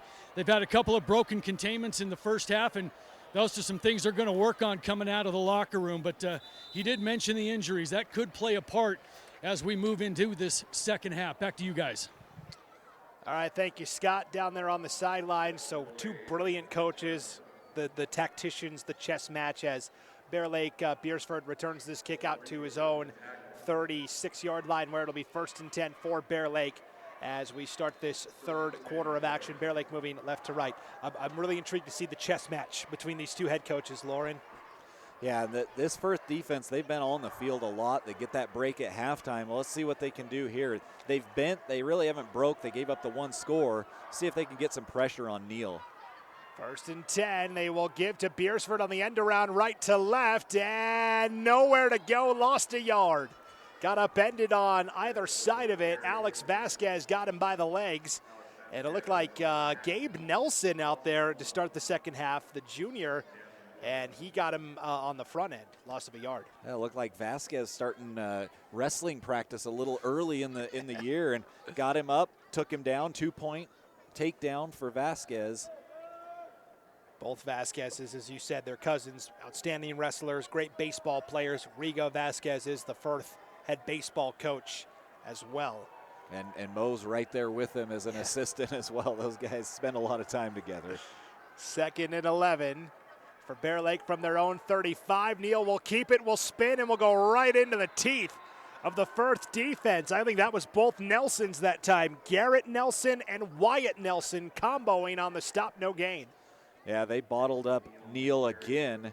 And again, here we go. That's the defense is standing out here as they're Bear Lake trying to establish that run, trying to get something going that way, and just Firth has not given up anything on the ground. 10.5 to play here in the third. 8-0 lead for Bear Lake. It is 3rd and 11 for the Bears from their own 35, working left to right. Here in our third quarter of action. Trips to the right side, single receiver to the left.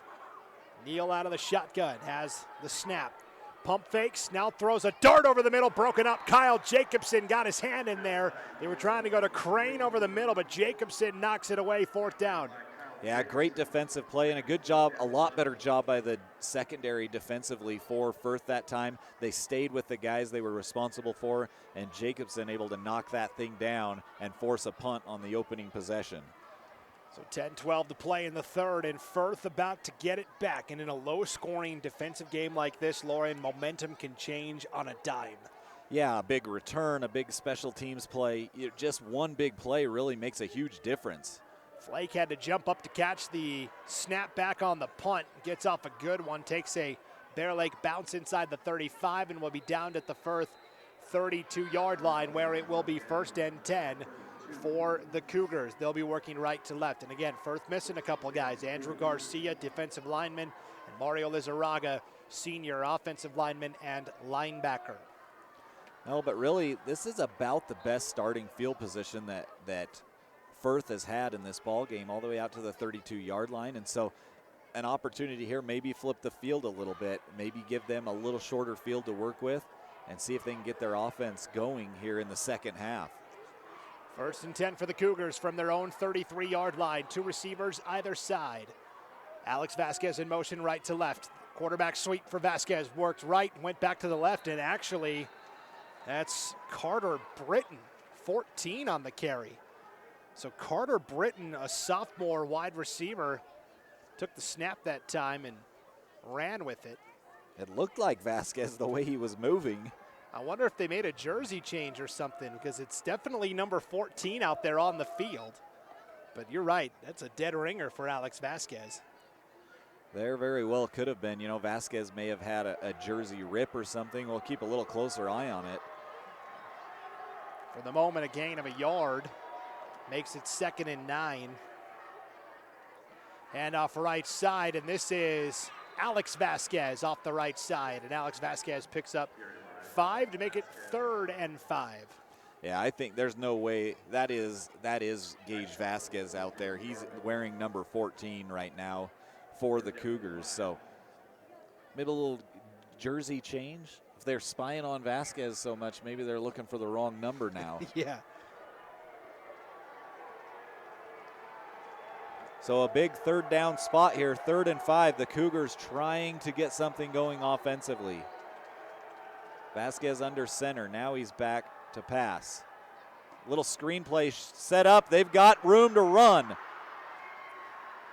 Down to midfield, 1st down. It's Burton Park. He's had a hard time getting involved in the offense, but that's a big play for him. That is his first reception of the night, Lauren, and it goes for a gain of 12 and a 1st down all the way out to the 50-yard line. So like we said, all it takes is one play. That was a beautifully designed backside screen to Burton Park, and Alex Vasquez put it right on the money. A little different look. Vasquez going under center almost this entire time thus far. And off right side, and not much doing there. That was Kyle Jacobs. Actually, Vasquez banging into the line for a gain of a yard. We're at 7:50 to play here in the third, and an 8-0 lead for Bear Lake. Yeah, Alex trying to find some room, a couple spin moves in the middle, but there just kept continuing to be another defensive player there to hit him, and they finally were able to stop him after a short gain. So 2nd and 9 for the Cougars, 7.5 to play in the third, an 8-0 lead for Bear Lake. Vasquez, bootleg, right side, dances out to the right side. On the run, will throw to the far sideline. It is caught by Burton Park, slips out of bounds on that far sideline at the 39, actually the 41-yard line, they'll say. A gain of 9 to make it 3rd and 1. Yeah, just a good job, good communication between Vasquez and Park, as Park had run a deeper route, but saw Vasquez scrambling, came back. Vasquez saw him and hit him for a nice pickup. 3rd and a yard for Firth, 7:26 to play in the third. Head off right side, Jacobson, he didn't get there. It's Ethan Thornton again charging through. Also in on the stop, Hoyt Johnson. So the two combo for the stop. It is officially no gain on the carry for Jacobson, 4th and 1. Yeah, and Garbett shot through there as well and got some hands on Jacobson. And just a huge push by that defensive line. They got into the backfield and wrapped Jacobson up before he could even make a move toward the first down marker. So 4th and 1 for Firth, 6:50 to play in the third. Ball is at the Bear Lake 41. They've got to get to the 40 for the first down. Vasquez under center, split backs behind him, a wing back in there as well, Burton Park. They'll give right side, Alex Vasquez, contact made. Bear Lake gets the stop. A penalty flag comes out as well. And Bear Lake thinks this is against the Cougars, so we'll see what it is. A lot to unpack here on the play. It is against Firth. And it looks like I think that's a chop block. It went against the Cougars. They'll decline it, and they'll take over the football at the 41-yard line. And I don't like those last two play calls. You need a yard. I know you want to go up the middle, but, man, you've got so much speed to the outside, even if it's just trying to roll Vasquez out with a couple blockers in front of him, get him into the open field and make somebody tackle him in the open field. You know, and I thought with Burton Park lined up as the wing back on the left side that time, it would be perfect for a sweep play to Burton Park, and it just never materialized. So now 1st and 10 for Bear Lake from their own 41, taking over after the turnover on down. Screen pass caught on the near sideline. Bryson Crane out of bounds around the 45, and multiple flags come out at the end of the play as well. And that one kind of in an odd spot because it was just thrown out into the flat, unless he just didn't get to the spot where he wanted it to go for holding. And it does look like it is against Bear Lake. You know how I can tell? The boo birds coming out from the Bears fans that are sitting in front of us. It is holding on Bear Lake. So that'll move it back with 6:33 to play in the third and an 8-0 lead for Bear Lake. You know, I'm not a defensive football guy. I'd much rather see this be like a 40-40 game, but this has been a fantastic game. Just the atmosphere in here is phenomenal. Yeah, and I love good defensive games. There's good defensive games and bad offensive games. This is a good defensive game. Penalty flags again come out both sides as they run a sweep play to Garbett to the far sideline. Garbett got a yard, but again, we will have to wait and see what the penalty is. And those flags have been hitting that turf so much, they're going to be green by the end of this thing. Is just laundry everywhere out there. Holding again, I'm sure. I think there was holding initially way back here at the 32 and then holding again way over there at the 37. So which one do you take? The one that's farther back. You push them back farther. Yeah, okay. Push them back. That seems fair. Right. That ball is going to be all the way back inside the 22, so. And again, this might be the opening that Firth needs. It's now 1st and 29, Lauren, with the ball back at Bear Lake's 22. Yeah, you can really flip the field here if you can continue to get a stop here and not give up many yards. 6 minutes to play in the third. 1st and 29. Over the middle, broken up. What a hit by Gage Vasquez. They were trying to go to Rhett Lloyd over the middle at the 30, and Vasquez obliterates him. Yeah, big hit by Vasquez right in the middle of the field, and he timed it perfectly. He saw it coming. He laid the hit on him, and he couldn't hold on to the football. That was a huge hit by Alex Vasquez. And, people look at him and go, yeah, he's 5'4", and, 130 maybe with all the equipment on, but he packs a punch. I tell you what, there is just something different about guys that wrestle. There's just a mentality. It doesn't matter if you're 5'1" or 6'1", 250 pounds. Those guys think they are the biggest person out there on the floor every time. 2nd and 29. Neal over the middle. Crane open. Caught at the 35. Out to the 37-yard line. That is a gain of 15, and now it makes it 3rd and manageable here for Bear Lake. Yeah, still 3rd and long. I mean, it's 3rd and 13, but again, open over the middle. That time it was Alex Vasquez that put the big hit on him and upended him. But, like I said, a lot more manageable here, even though it is still 3rd and very long. So 16-yard gain from Neal to Crane. 3rd down and 13, and Neal brought down in the backfield. That is Garrett Nelson coming through on the sack. 4th down, Bear Lake will have to punt. And that was just a straight bull rush, and that pocket collapsed quickly. Nelson just ran through his guy and took Neal down. And they do get that big stop, and now back to return back there. It is Alex Vasquez back at about his own 30. So an opportunity here for the Cougars to kind of flip this field and get something going offensively. So we're already halfway through the 3rd quarter. Yeah, we'll see if we can check in with Scott Burton down on the sideline real quick. He's got an update on that Gage Vasquez jersey situation. We'll get to him right after this punt. Off the side of the foot, that will take a bounce at the 40 and will be downed at the 42-yard line. So let's go down to Scott Burton down on the sideline. He's got an update on that Gage Vasquez jersey situation. Hey guys, yeah, you may have noticed a whole different number playing quarterback for Firth. Well, it's the same guy. They had a ripped jersey that just was not going to be usable, wearable, or probably legal at that point, so they had to switch jerseys out. So now Vasquez is number 14. Back to you. Thank you, Scott. And we kind of had speculated that, but it's nice to get the official word on that as well. It just looked like him. We like Carter Britton out there running the football. Oh, no, they just switched jerseys. That looks like Vasquez. Ultimate, they've been saving him all year for the second half of the championship game, Carter Britton. 4:23 to play here in the third. Firth with the ball, 1st and 10 from their own 42, working right to left. Gage Vasquez banging in to the right side and then pushed back after a gain of a couple. That is Ethan Thornton again, playing like his hair's on fire. Gain of a yard for Gage Vasquez. And a lot of running, and Vasquez bouncing around inside there, making guys miss, but Thornton just goes straight after him and just barrels into him, drops him for a short gain. Thornton, he has been on a mission in this ball game, and a couple sacks, some big hits, tackles for loss. He has been a force on that defensive line.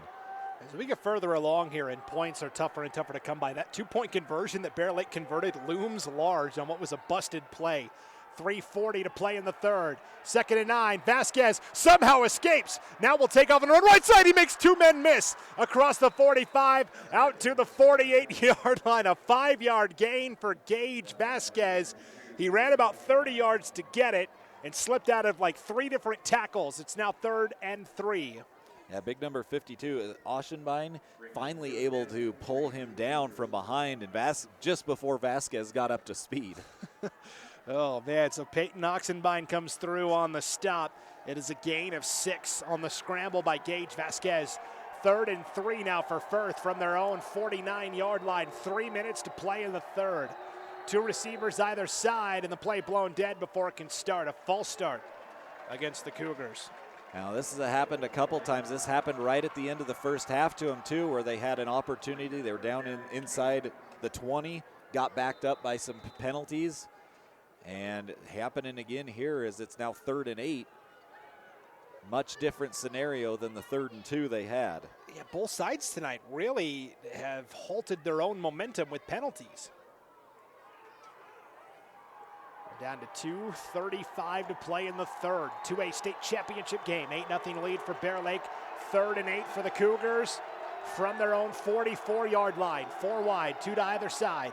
Vasquez back to pass. Bear Lake rushes 4. Vasquez rolls out, right side, throws over the middle. It is caught right at the stick. Will they give him forward progress? That was Alex Vasquez who made the reception, and it looks like they will mark him a yard shy of the first down. It looked like to me at first blush that he had enough for the first down. Yeah, I don't think he got there, in my opinion, but I think he got half a yard or more. I don't think he got a great spot on the play. The official was kind of trailing, trying to get up to that spot. I think he more marked him down where he got tackled back and hit the ground at versus where his forward momentum had carried him. But nonetheless, it's going to be 4th and 1. They got to pick up that yard if they're going to try here, and it looks like they are. 4th and 1, ball at the 49 of Bear Lake. Vasquez under center, and penalty flags come from the back judge. A delay of game against the Cougars. That can't happen in that situation. I didn't even honestly see. Man, that seemed awfully quick. I didn't even see the count from the back judge. Man, I don't know. That seemed very quick to me. And Firth head coach Rigo Vasquez is wanting some clarification on that as well. Kind of throwing his arms up saying, like, what gives? So now instead of 4th and 1, it's 4th and 6 for Firth. Ball back at their own 46-yard line. 2 receivers, a tight end to the left. Oh, they're going to punt it. All right. I was like, okay, this is an interesting formation. And now on the return is Beersford. He'll duck out of bounds around the 27-yard line. It's like that movie Little Giants where the guards are to the left of the center. Yeah. Quarterback's not even out there. They're standing around. We're going to see the annexation of Puerto Rico. Yeah, that's right. Yeah. So after that, Firth decides to punt. And, that's not a bad call because Firth's defense has been lights out all night. Coach Vasquez trusts his defense to get another stop. You live to fight for another day. The only bad thing is here, you are running out of possessions. I mean, there's just 1:25 left here in the 3rd quarter. And at some point, you still got a quarter left. There's still plenty of time, and the defense has been phenomenal. But you can't score. Generally, you don't score with your defense. It is possible. 4 wide for Bear Lake on 1st and 10 from their own 28-yard line. Neal will tuck and run, and will be cut down at the 29-yard line like a missile launched out of a cannon. Gage Vasquez coming up to make the tackle. Yeah, you could see him making up ground as he's coming up from kind of his safety defensive back position on the other side and just flew in there and took out the legs of Neal. Down to the final minute of the 3rd quarter, 8-0 lead for Bear Lake. It is 2nd and 9 for the Bears from their own 29-yard line in a defensive slugfest for the ages. Slugfest isn't the right word. That makes it sound like it's sloppy. This has been a defensive masterpiece by both of these teams tonight. 4 wide, 2 to either side. Handoff out of the gun. This is Jordan Garbett out to the 40-yard line, a gain of 11, and a Bear Lake first down. Yeah, it was well blocked along that right side. They had everybody accounted for, and he got into the secondary, picked up plenty of yards for the first down. Final 25 seconds of the 3rd quarter here. I'm not sure Bear Lake has to run a play here if they don't want to, and they're going to just take it to the 4th. So still through 3, Bear Lake 8, Firth nothing as we get ready for the 4th quarter of action.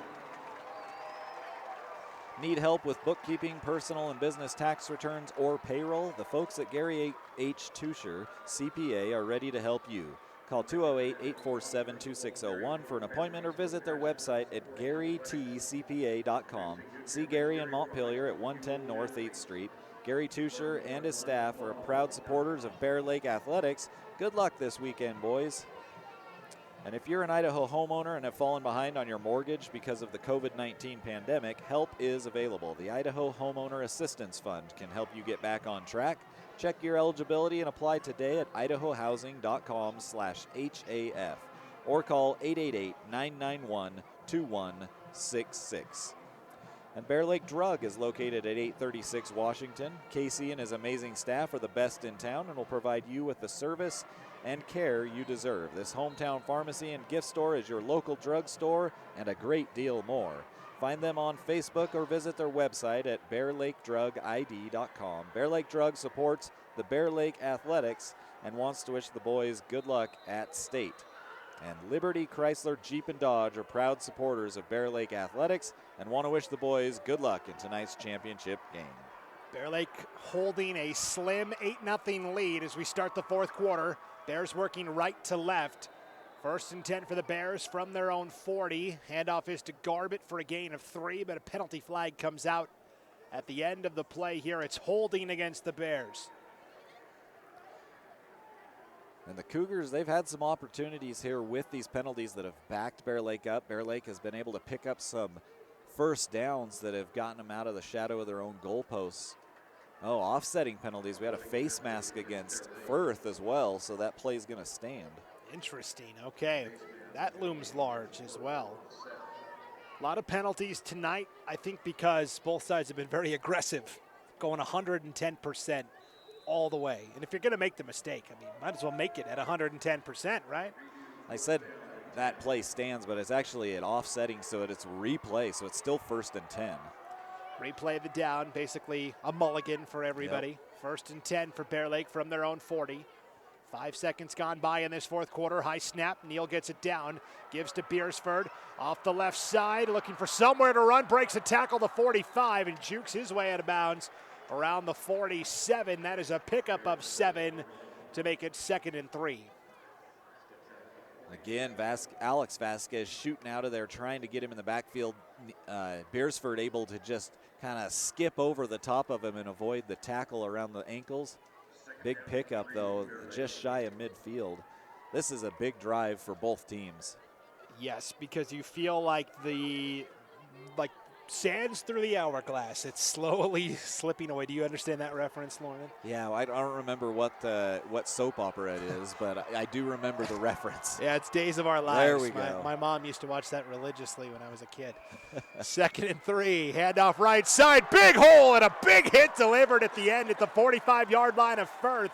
That was Rhett Lloyd on the inside counter, and then Gage Vasquez coming up to lay the hammer. But Lloyd says that's all right because I got 5 yards in the first down. And this drive continuing for Bear Lake, that clock continuing to tick down. Just underway here in the fourth, but just the way possessions have gone, there's not a lot of time left for possession in this ball game.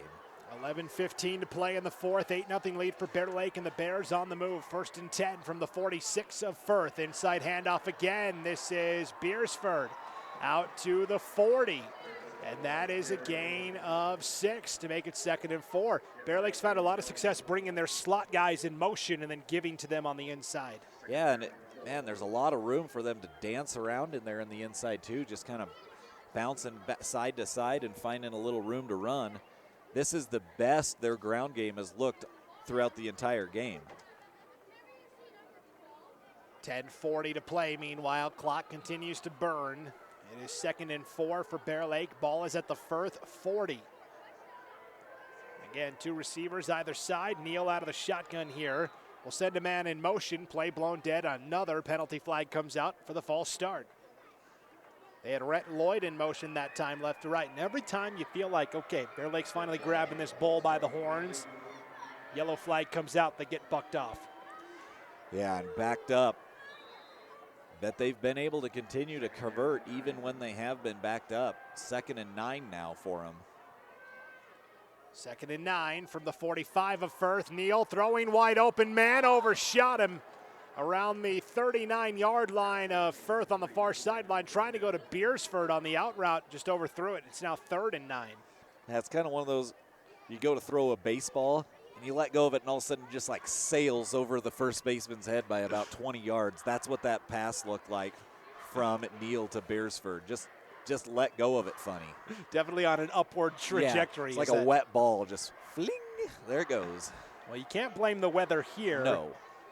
We are definitely inside Holt Arena.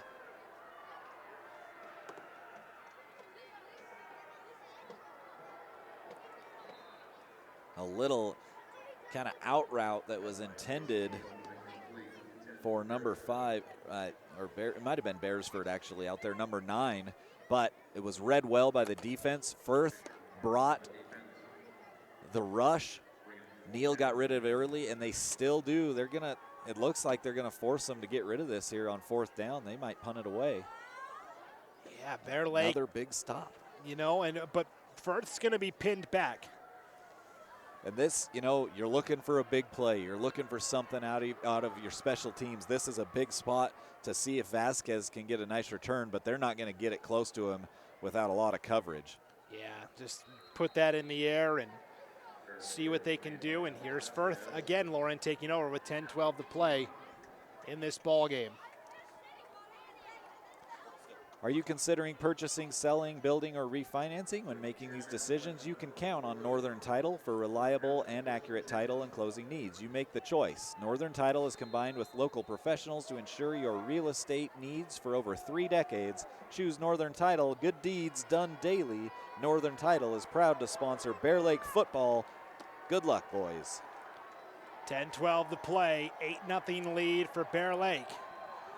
Firth with the ball, though, 1st and 10 from their own 20. You feel like this is the drive for the Cougars. And it starts with Vasquez running into his own guy at the 25, but still going across the 30 and out to the 32-yard line where it's Tayson Neal, the opposing quarterback, who brings him down. But Vasquez scampers for a gain of 12, and could have been more if he didn't run into his own guy. I believe it was Shook, the tight end, blocking out there on the perimeter. Yeah, it looked like Vasquez was just about ready to break free into the open and then ran into his own guy. Still a nice pickup for a 1st down, but what could have been? You know what? Firth will take it, though. It's their first double-digit yardage play in some time. 1st and 10 for the Cougars from their own 32, 9:50 to play. Firth working left to right here in our 4th quarter of action. Burton Park in motion left to right. Vasquez, rollout, right side. We'll pitch it now. Penalty flag comes out. It is Kyle Jacobson corralling the pitch and taking it to the 36-yard line. But again, this appears to be coming back against the Cougars. And I did not see that hold at all. It must have been deep in the offensive line. But the sideline officials saw it. That'll back him up 10 yards. And Firth not doing themselves any favors in those scenarios. Back to the 21-yard line, so 1st and 21. Oh, that's a tough one, and I think coaches in both of these teams well-versed in basketball, right? We hear basketball coaches all the time, when you get to state, especially championship, let the players play. Let the players decide it, and I feel like both coaches echoing those sentiments here. And now more flags come out. This is Alex Vasquez in motion left to right, and it's a illegal shift against the Cougars. They keep moving backwards, Lauren. They're now all the way back to their own 16-yard line where it's 1st and 26.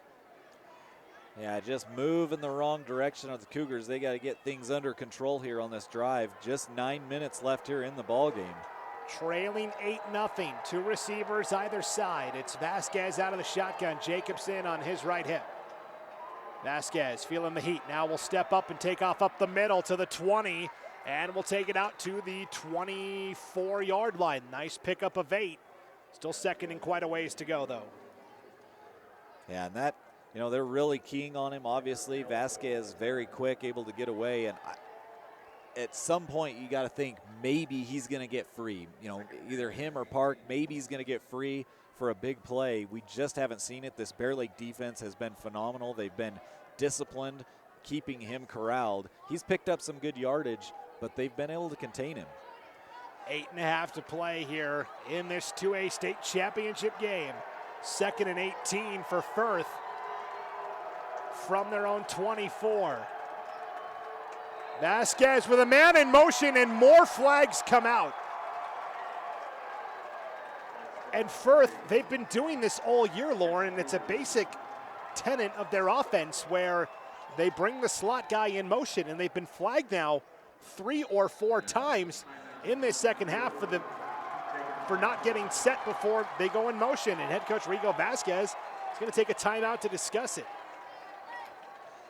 Well, Dr. Hansen at River Valley Dental in Shelley has been serving patients for over 25 years. Dr. Hansen and Shelley alum Dr. Tanner Hyam are eager to serve you. The highly trained team at River Valley Dental works together to provide you with courteous and professional dental care in the most comfortable environment possible.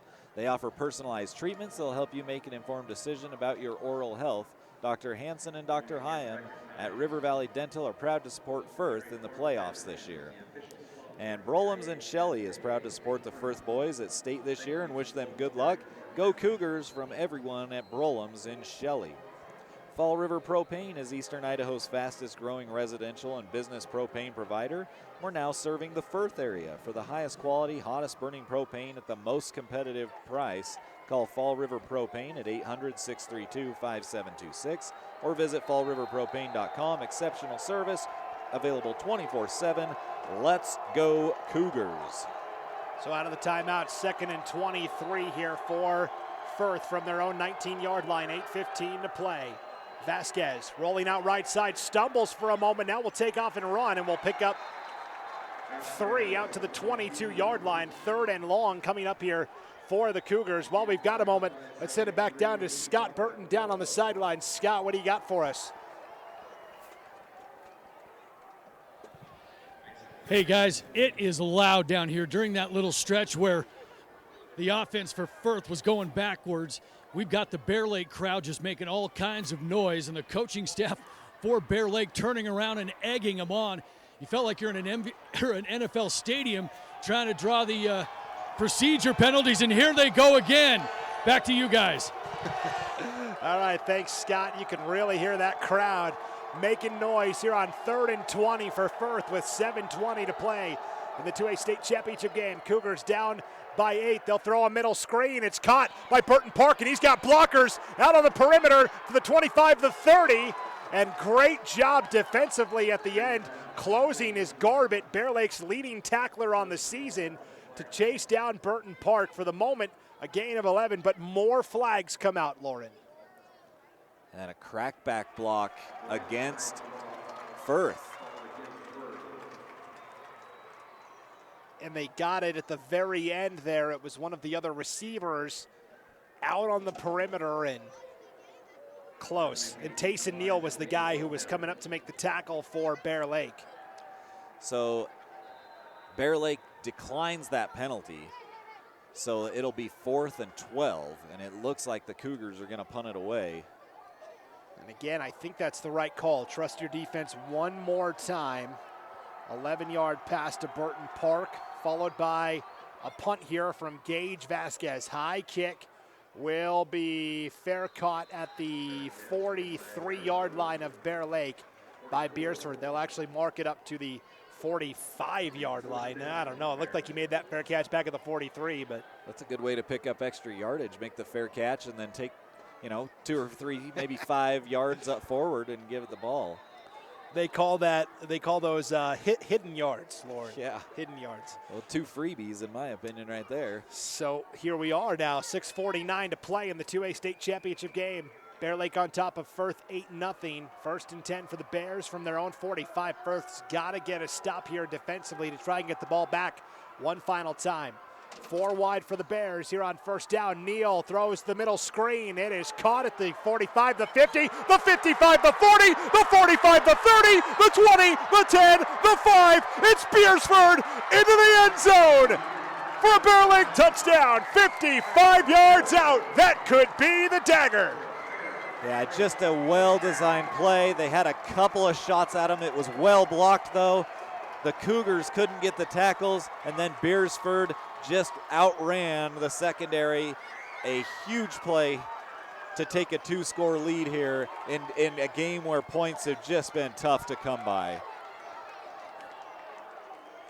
Talk about a backbreaker, and Beersford patiently waited for a couple of blocks downfield and then exploded into the secondary. It's Toby Flake on now for the point after try. Blocked again by Firth. Oh my goodness, that's twice tonight that the Cougars have blocked it.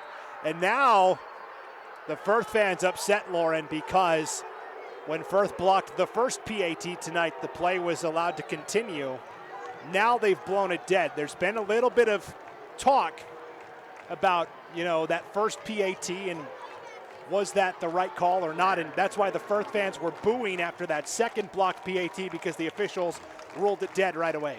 And you are right. You cannot, as the defensive team in this scenario, you can't advance a blocked PAT or a two-point conversion. It's down once you control it. I understand the frustration, and I don't know, maybe Coach Vasquez was frustrated because there was kind of a shot after he picked that ball up and they hit him after whistles had gone. It didn't put him to the turf, but nonetheless, it's 14-0, and the Cougars have got to score twice here. And, man, Vasquez still very heated down there on the far sideline, being blocked off by his coaching staff. Boxed out to keep him away from some of the officials on the far sideline. And Rigo goes, I don't know what boxed out is. We're a wrestling family.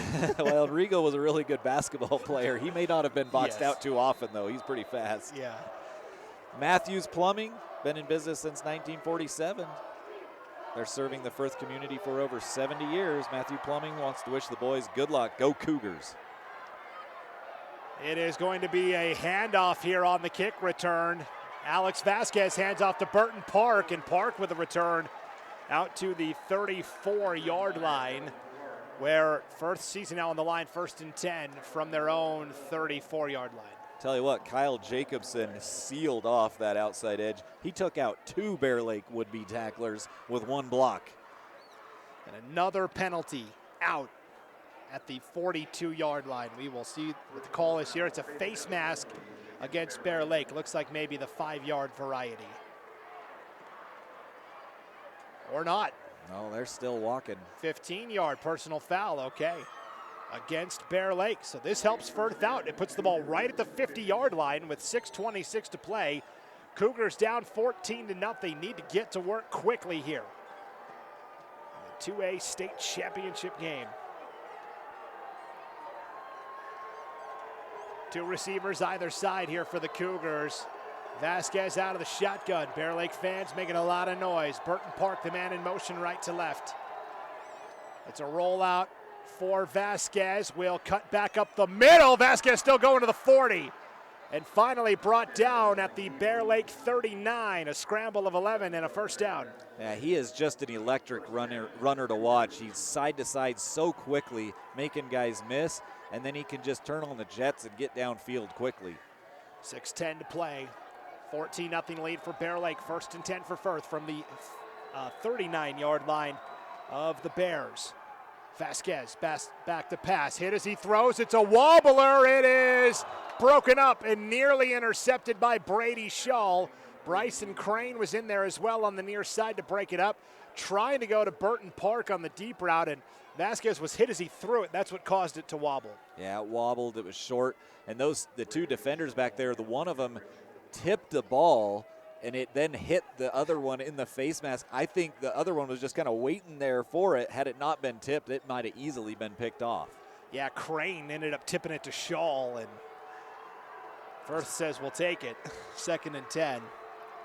We're down to 5:57 to play here in the 2A state championship game. Firth down 2 scores. 2nd and 10 for the Cougars from the 39 of Bear Lake. Vasquez out of the shotgun. Has to dance his way out of trouble again. Now we'll just take off and run. Will pivot back against the grain of the 40. Broke a tackle. The 35, the 30. He's got the near sideline and blockers to the 20. And finally cut down at the 19-yard line. A gain of 20 for Gage Vasquez. You hold your breath every time he takes off and runs. Like I said, he is just crazy to watch as he cut back across the grain, bouncing back away from tacklers and then speeding down the sideline. There was a big block right at the end of that near the sideline, but he got in front of him. No flags, and now the Cougars have a good opportunity. Took it to the 19-yard line where it is 1st and 10 for the Cougars, 5:20 and counting.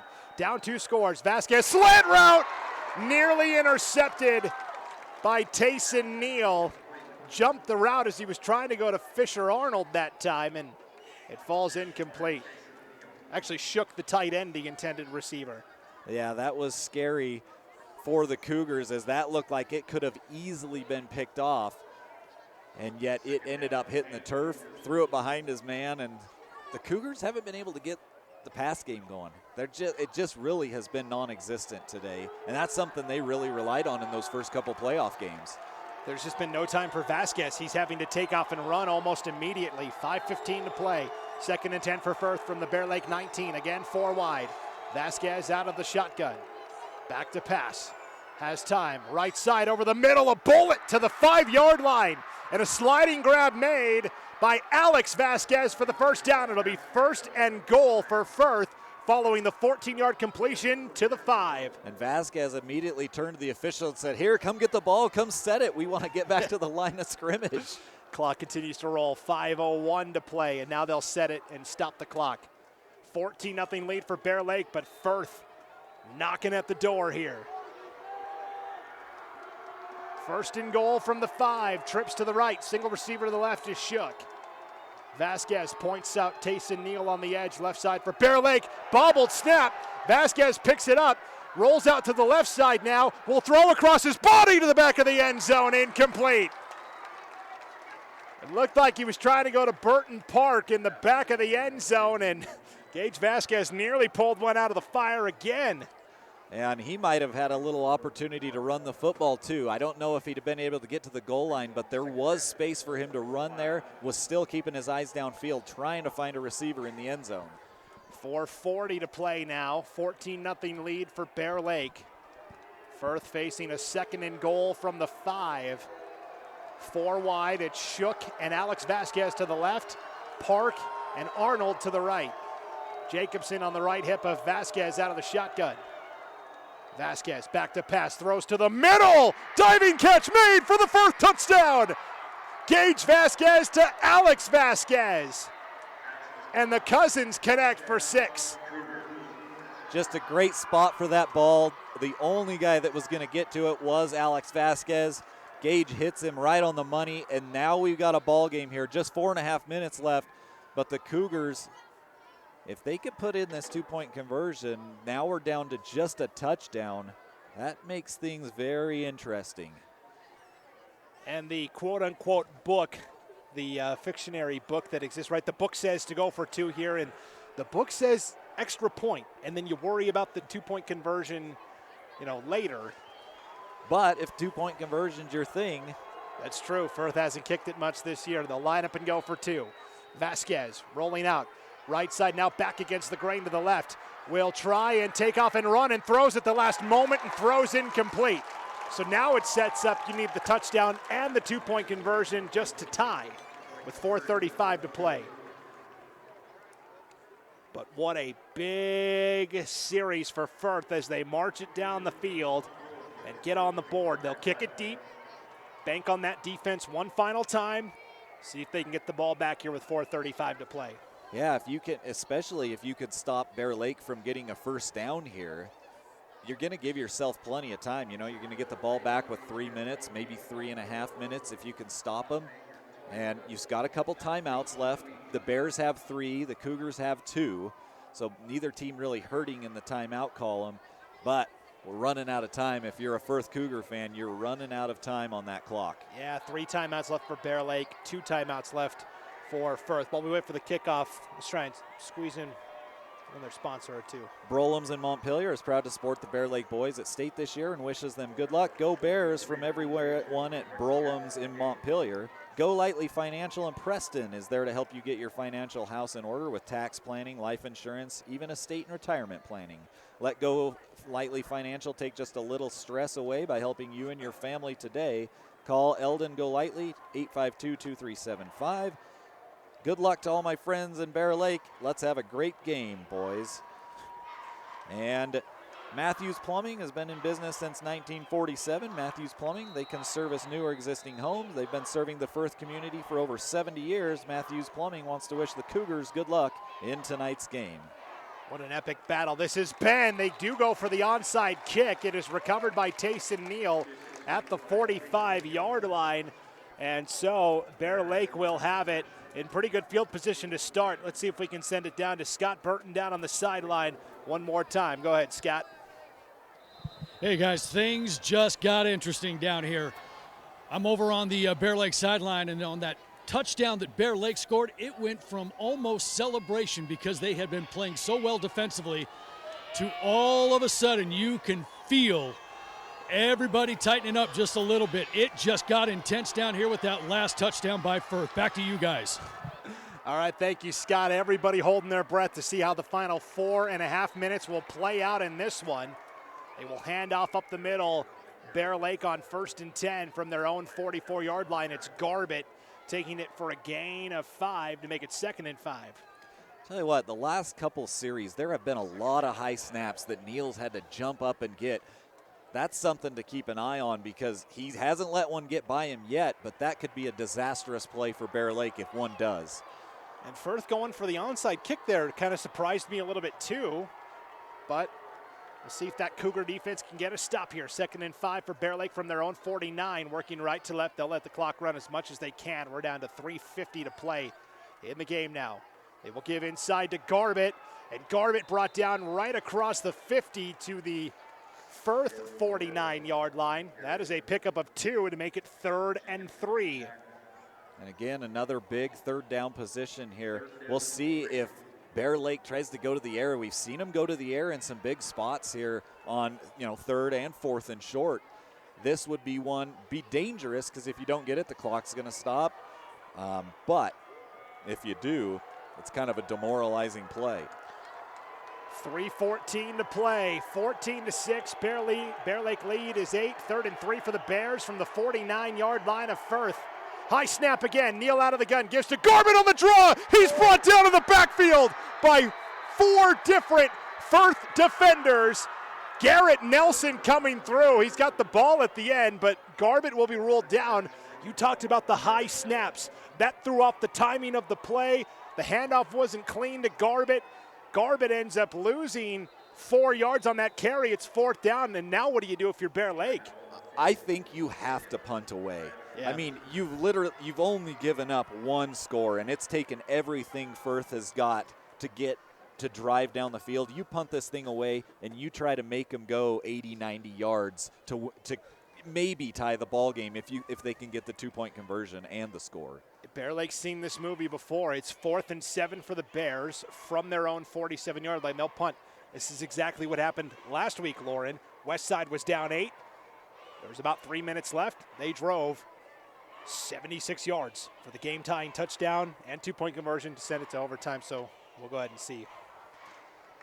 Well, Bear Lake Orthopedic Clinic is a proud supporter of all high school athletics. Bring it home, boys. And no matter what you're looking for, you'll find it at Bear Lake Memorial Hospital. They offer a wide array of services, including physicians clinics, emergency care, home health, dialysis, physical therapy, orthopedic surgery, weight loss surgery, and much, much more. To get more information, visit blmhospital.com or call 847-1630 today. Bear Lake Memorial Hospital, proud supporter of Bear Lake Athletics. Good luck, boys. 3 minutes to play. Bear Lake lining up to punt. It'll be Toby Flake to do the honors. Line drive kick, end over end. Fair catch called for by Alex Vasquez, and it's made at the 26-yard line. So here we go, Lauren. Firth's got to go 74 yards for the game-time touchdown plus the 2-point try. Did you know that since 2019, Direct Communications has donated more than $220,000 to local schools in eastern Idaho? Sign up or upgrade your speed now and we'll donate your first month's payment to your local school of your choice. You can learn more about Direct Communications Premium Fiber at directcom.com/fiber. Firth 74 yards away from a tying touchdown and possible 2-point conversion. Everybody on their feet here at Holt Arena. Vasquez, 1st and 10, will be brought down right at the line of scrimmage. Closing the gap from behind and making the tackle for Bear Lake that time was Peyton Oxenbein. It's officially no gain for Vasquez, and Firth will have to work somewhat quickly. They've got 1 timeout remaining. They did take a timeout on that last 4th down stop to preserve the clock. We're down to 2.5 to play. 2nd and 10 for the Cougars from their own 26. Down 14-6, 2A state championship on the line.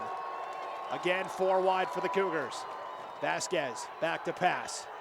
Flushed out, right side. Will throw over the middle. It is caught. Burton Park up to the 39-yard line for a Firth first down, a gain of 13. And Park just found the soft spot in the defense, came back, made a great adjustment catch on the fly. So the gain of 14 puts it right at the 40-yard line for Firth. 2 minutes to play. First and 10 for the Cougars. 2 receivers stacked vertically either side. Vasquez feeling the heat. Penalty flags come out. Vasquez escapes somehow. Now will dance his way downfield. Will throw again. It's wide open. Caught by Park at the 40. Penalty flags came out though, so this play could be coming back. For the moment, a 20-yard gain to Park on the near sideline. And it is going to come back again, a holding penalty. Burton Park took a shot down there too. He probably should have just tried to get out of bounds, but that's going to back them all the way back to the 28-yard line, after that 10-yard penalty. And that hurts Firth pretty significantly because not only did the holding call occur, but Vasquez took a lot of time off the clock by scrambling and trying to find an open man. So Kelly Canyon Ski Resort wants to congratulate all the Eastern Idaho teams for making it to the state championship this weekend. Opening day is November 25th, just in time for the post-football blues. Good luck from Doug and the rest of the crew at Kelly Canyon. First and 22 for Firth. We're down to 1:25 to play. Vasquez over the middle. It's caught and then dropped at the 40-yard line by Alex Vasquez. Tayson Neal applied the hit defensively for Bear Lake. And now 3rd and very long as the Cougars seeing the doors kind of start to close just a little bit. 1:22 left here. They've got to go 78 yards. 72 yards. Math. It's getting late. It is very late here on Friday night. 1:22 to play. 2nd and 22 for the Cougars from their own 28-yard line. Again, 4 wide, 2 to either side. And another penalty comes out. They shifted Burton Park in motion left to right. Lauren, what's going on down there? What are they doing that's not correct? I'm not seeing what's happening, but they must just have multiple guys in motion. I don't know if the offensive line is twitching a little bit. Would guys go in motion or what? But it has happened 3 or 4 different times. I haven't seen this all year from Firth. They're such a well-oiled machine offensively. We're down to 1:10 to play now, and Firth just taking their time. We're down to 2nd and 27 for Firth from their own 23, and now finally Vasquez says, let's get some urgency here, guys. We're down to a minute. Park in motion left to right. Will take the snap. Vasquez has time. Pump fakes. Rolls out right side. All sorts of time for Vasquez. Will finally try and take off and run, but the door is slammed shut. Coming up to make the stop for Bear Lake, Dawson Smith. Vasquez did a lot of scrambling to only pick up 2 yards. And again, the clock will burn here with 40 seconds to go. Head coach, go ahead. I was just going to say the same thing. Rigo Vasquez out on the field. I think, not sure if he's upset that there was more time that ran off the clock once he called a timeout or what the concern is. But that's the only thing I can think about at this point. Firth does have 1 timeout remaining. Yeah, Rigo Vasquez, head coach here for Firth, not happy. At Heartland Ag, application is what they do. From case and RBR application equipment, tanks, trailers, and all your spraying and spreading needs. Located in Burley, Idaho. Give them a call at 800-994-9120 or find them online at heartlandag.com. 39 seconds to play. 3rd down and 25, and penalty flags come out again. This time from the side judge on the far side. Bear Lake clapping. They seem to think it's against Firth, and Coach Vasquez is coming unglued. Yeah, he ran down and was talking to that deep official, and the official tried to wave him off the sideline, and Coach Vasquez continued, and the flag came out. Yeah, it's going to be an unsportsmanlike conduct penalty against Firth, I assume, on Coach Vasquez. With 38 seconds to play. And Firth just kind of imploding here. Now the ball all the way back to their own 12-yard line. They'll put it up to the 13, actually, for a third down and approximately, well, 3rd and 37 here with 38 seconds to play. Vasquez steps up. Dancing in trouble, spun out somehow and then brought down at the 9. With 30 seconds to go, it's 4th down and 40. And the season comes down to this. Firth does have a timeout left still. Are they going to use it? Yes, they will, with 18 seconds to play. As we work with families to celebrate and honor the life of loved ones, Schwab Matthews Mortuary provides services offering personalized burial vaults and caskets, horse-drawn hearse, audio and transcribed recordings of funerals, prearranged funeral plans, and headstone design. Having 2 licensed funeral directors, Chad Walker, Bear Lake County coroner and licensed mortician, and Dane Schwab, the owner and licensed mortician. Schwab Matthews Mortuary and staff will continue to provide superior funeral service to members of all faiths. Please visit us on the web at MatthewsMortuaryInc.com or call us at 208-847-0451. Matthews Mortuary is a proud supporter of Bear Lake Athletics. Good luck, boys. And the chant of Bear Lake Strong coming loud and strong from the sideline right here and all the fans down below us. Everybody from the Bear Lake area, Montpelier, here tonight in Holt Arena. Just 18 seconds away from the first football championship in school history. Bear Lake leading 14-6, and Firth facing a 4th and 40 from their own 10. If you've got a trick play, if you've got an annexation of Puerto Rico, this is the time to pull it out. We'll see what Firth head coach Rigo Vasquez drew up in the timeout. 4 wide, 2 to either side. Vasquez back to pass, throws over the middle. It is the hook and lateral play, bobbled by Burton Park, brought down with 10 seconds to go. Turnover on downs, and the celebration can begin. They tried to pull out the hook and ladder like you mentioned. Firth unable to control the ball, tackled short, and that will be the ball game. All Bear Lake has to do now is kneel this thing down. Now, I will say this. A few years ago, Madison had a scenario where they were going to lose. The team went to kneel it. They lost the snap on the kneel. The other team picked it up and ran it in for a touchdown. So crazier things have happened. It would take a miracle, but it could happen. It will not. Bear Lake kneels it down, and for the first time in school history, the Bear Lake Bears are state champions, the top of the 2A classification in 2022.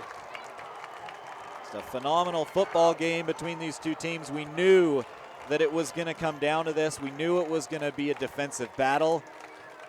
The Cougars just couldn't find enough offense. Bear Lake found just enough. 14-6 in one of the lowest scoring, exciting games that I've seen in a long time. What a phenomenal football game between these two squads. What a phenomenal ball game, and neither team can walk away from this one feeling too bad about how they played tonight. An all-time classic as Bear Lake celebrates their first football championship in school history. 14-6, the final tonight over the Firth Cougars. We will be back with the IdahoSports.com postgame show right after this break. You're listening to the 2022 2A State Football Championship game on IdahoSports.com. Yeah, I know a little something about myths. Like the myth that speeding isn't dangerous. Oh, and that myth you can tailgate at a safe distance. Or that you could safely weave in and out of traffic. Don't be fooled by myths. You'll get yourself into a hairy situation. Stay focused on the road. Be a legend like me. Have you heard the one about Charlie over in Pay Lake?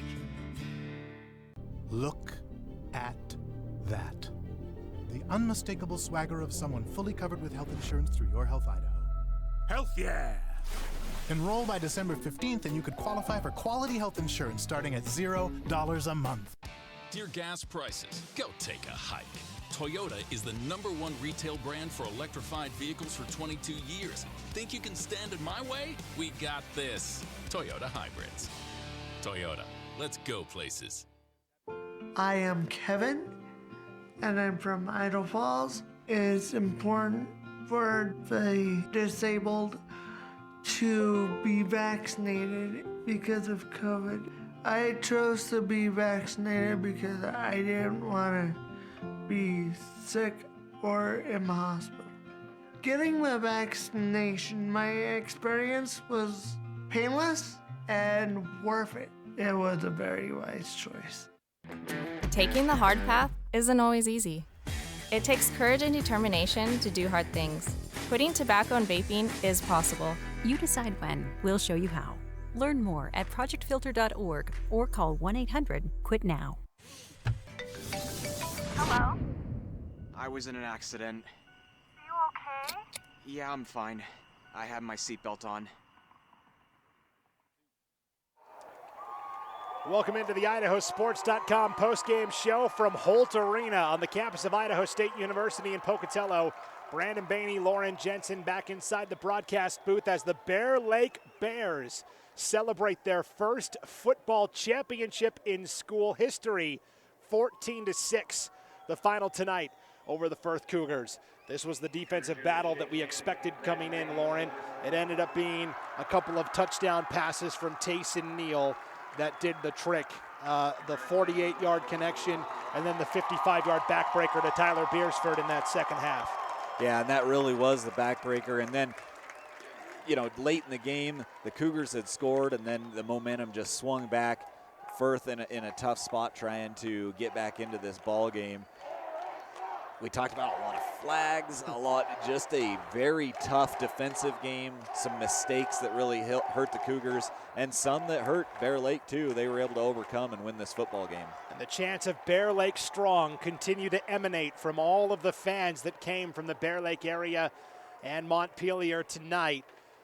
This was only supposed to be, only half of Holt Arena open for seating, and Bear Lake came with everybody, and they said, all right, we're going to open up both sides. And what a way to celebrate here for the Bear Lake Bears. So Tayson Neal throws 2 touchdown passes tonight, a 24-yarder a 16-yarder to Bryson Crane, and then the 55-yard bomb to Tyler Beersford. Firth scored late on a 5-yard touchdown pass from Gage Vasquez to Alex Vasquez, but ultimately just ran out of time, and that final drive just kind of got derailed by penalties. But, boy, both teams played a great game tonight. Yeah, it was just phenomenal. Like you said, we knew that it was going to be a defensive battle. We kind of mentioned yesterday, I thought anybody that scores 21 is going to win it. It didn't even take that. It just took 14. And so just a fantastic ball game between these two squads. It's hard to see a team lose, but fantastic for Bear Lake to win this thing. Yeah, and right now, let's go ahead and send it down to the field. Scott Burton is standing by with our IdahoSports.com player of the game, Tyler Beersford. Take it away, Scott. Hey guys, standing here with our IdahoSports.com player of the game, Tyler Beersford. Tyler, the first state championship in school history. How does it feel? Oh man, I'm at a loss for words. It feels great. The whole community out here, man, it just feels awesome. I'm lost for words. It's awesome. You know the feeling. Well, looking at your crowd, I'm not sure anybody's left in town. It was kind of like last man turn out the lights and let's meet at Holt Arena. How has the atmosphere been this week getting ready for a state championship game? Oh, you can't even go to a store without people just swarming you. Good luck, good luck, good luck. I mean, it's a great feeling knowing the whole community's out having your back and wanting to see us win. This is a familiar team that you've played. You guys have had some battles, and you had a battle earlier this season. You knew it was going to be tough. What was the difference tonight? Not a big difference. We knew we had to contain Vasquez. I mean, still he had a heck of a game, but we contained him and got the job done. And you're the one that caught the 55-yard touchdown that gave your team a little bit of breathing room, and it turned out that you needed it. What do you got to say about your teammates and their effort tonight, especially on what you just mentioned, containing Vasquez? I mean, our line, I give credit to them. I mean, the whole game was on our line, and we told them coming in that it was going to be them. That was the X factor in this game, and they came and played, man. They showed it. They're the state champs. They know it. All right, Tyler, congratulations. You are a state champion for the first time in Bear Lake history. Congratulations, guys. Tyler Beersford, our IdahoSports.com player of the game. Let's go back up to you. All right, Scott, thank you so much. Tyler Beersford in a low-scoring game. It wasn't going to take much to earn the player of the game. 3 catches tonight for Beersford, 122 yards, and the touchdown that gave Bear Lake a little bit of breathing room. What a phenomenal game tonight, and what a performance by the Bear Lake Bears. Yeah, they really came out and did everything they needed to do. I mean, defensively, they were phenomenal. I mean, to hold Firth just to that 1 touchdown, the firepower we've seen from Firth, and then, to have enough offensive firepower yourself to get those 2 scores to win this ball game. They played just a spectacular football game, everything they needed to do. Nobody can say that Bear Lake didn't earn this. A 24-22 loss to North Fremont to open the season, and then 10 wins in a row to finish the year 10-1. Along the way, a 16-8 win over Aberdeen, a 21-14 win over the East Firth Cougars, and a pair of 28-27 overtime victories over the dynasty that is the Westside Pirates. What a season for Bear Lake again. Yeah, they won every game they had to win. Whether it was close, whether it was a blowout, they won them all. That lone loss early this season probably kind of set the stage, and just a phenomenal season for Bear Lake. Congratulations to them and their coaching staff and the whole community that was here tonight. So 2 championships in the books. Oakley wins the 1A D1 title. Bear Lake follows up with a 2A championship win tonight. 3 more games tomorrow night on IdahoSports.com. We've got the 1A D2 championship between Dietrich and Kendrick. That will start at 5:30 tomorrow night here in Holtz Arena, 6 o'clock, right, 6 o'clock tomorrow night. That'll be followed up by the 4A championship, Skyline and Bishop Kelly, 8:30-ish approximately here from Good Holtz luck. Arena. It'll be at 9. We'll see. The 5A championship will be 7 o'clock tomorrow night from Albertson Stadium in Boise as Meridian takes on Rigby.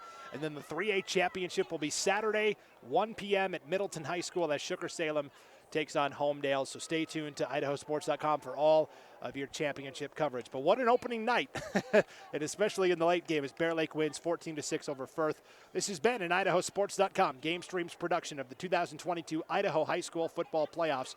Tournament coverage on IdahoSports.com has been brought to you by Project Filter, Your Health Idaho, the Idaho Department of Health and Welfare, and the Idaho Transportation Department. Tonight's game has also been brought to you in part by Valleywide Cooperative, your local Toyota dealers, and all of our great local sponsors. Yeah, for the Firth Cougars, River Valley Dental, Brolum's, Fall River Propane, Matthews Plumbing, Kelly Canyon, Heartland Agriculture, and then for the Bear Lake Bears, Northern Title, Schwab Matthews Mortuary, Direct Communications, Bear Lake Memorial Hospital, Bear Lake Orthopedic Clinic, Gary Tusher CPA, Idaho Housing, Bear Lake Drug, Liberty Chrysler, Jeep and Dodge in Bear Lake, and Go Lightly Financial, and again, Brolum's in Montpelier. Huge thanks to all of them. Bear Lake wins the 2A title over Firth, their first in school history, 14-6.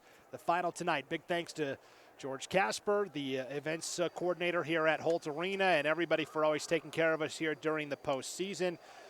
And congrats again to the Bear Lake Bears, first title in school history, and to Tyler Beersford, our IdahoSports.com player of the game. For Scott Burton, Lauren Jensen, Paul Kingsbury behind the scenes, making sure we all sound good, I'm Brandon Baney. Until tomorrow night, thanks for tuning in, and good night, everybody.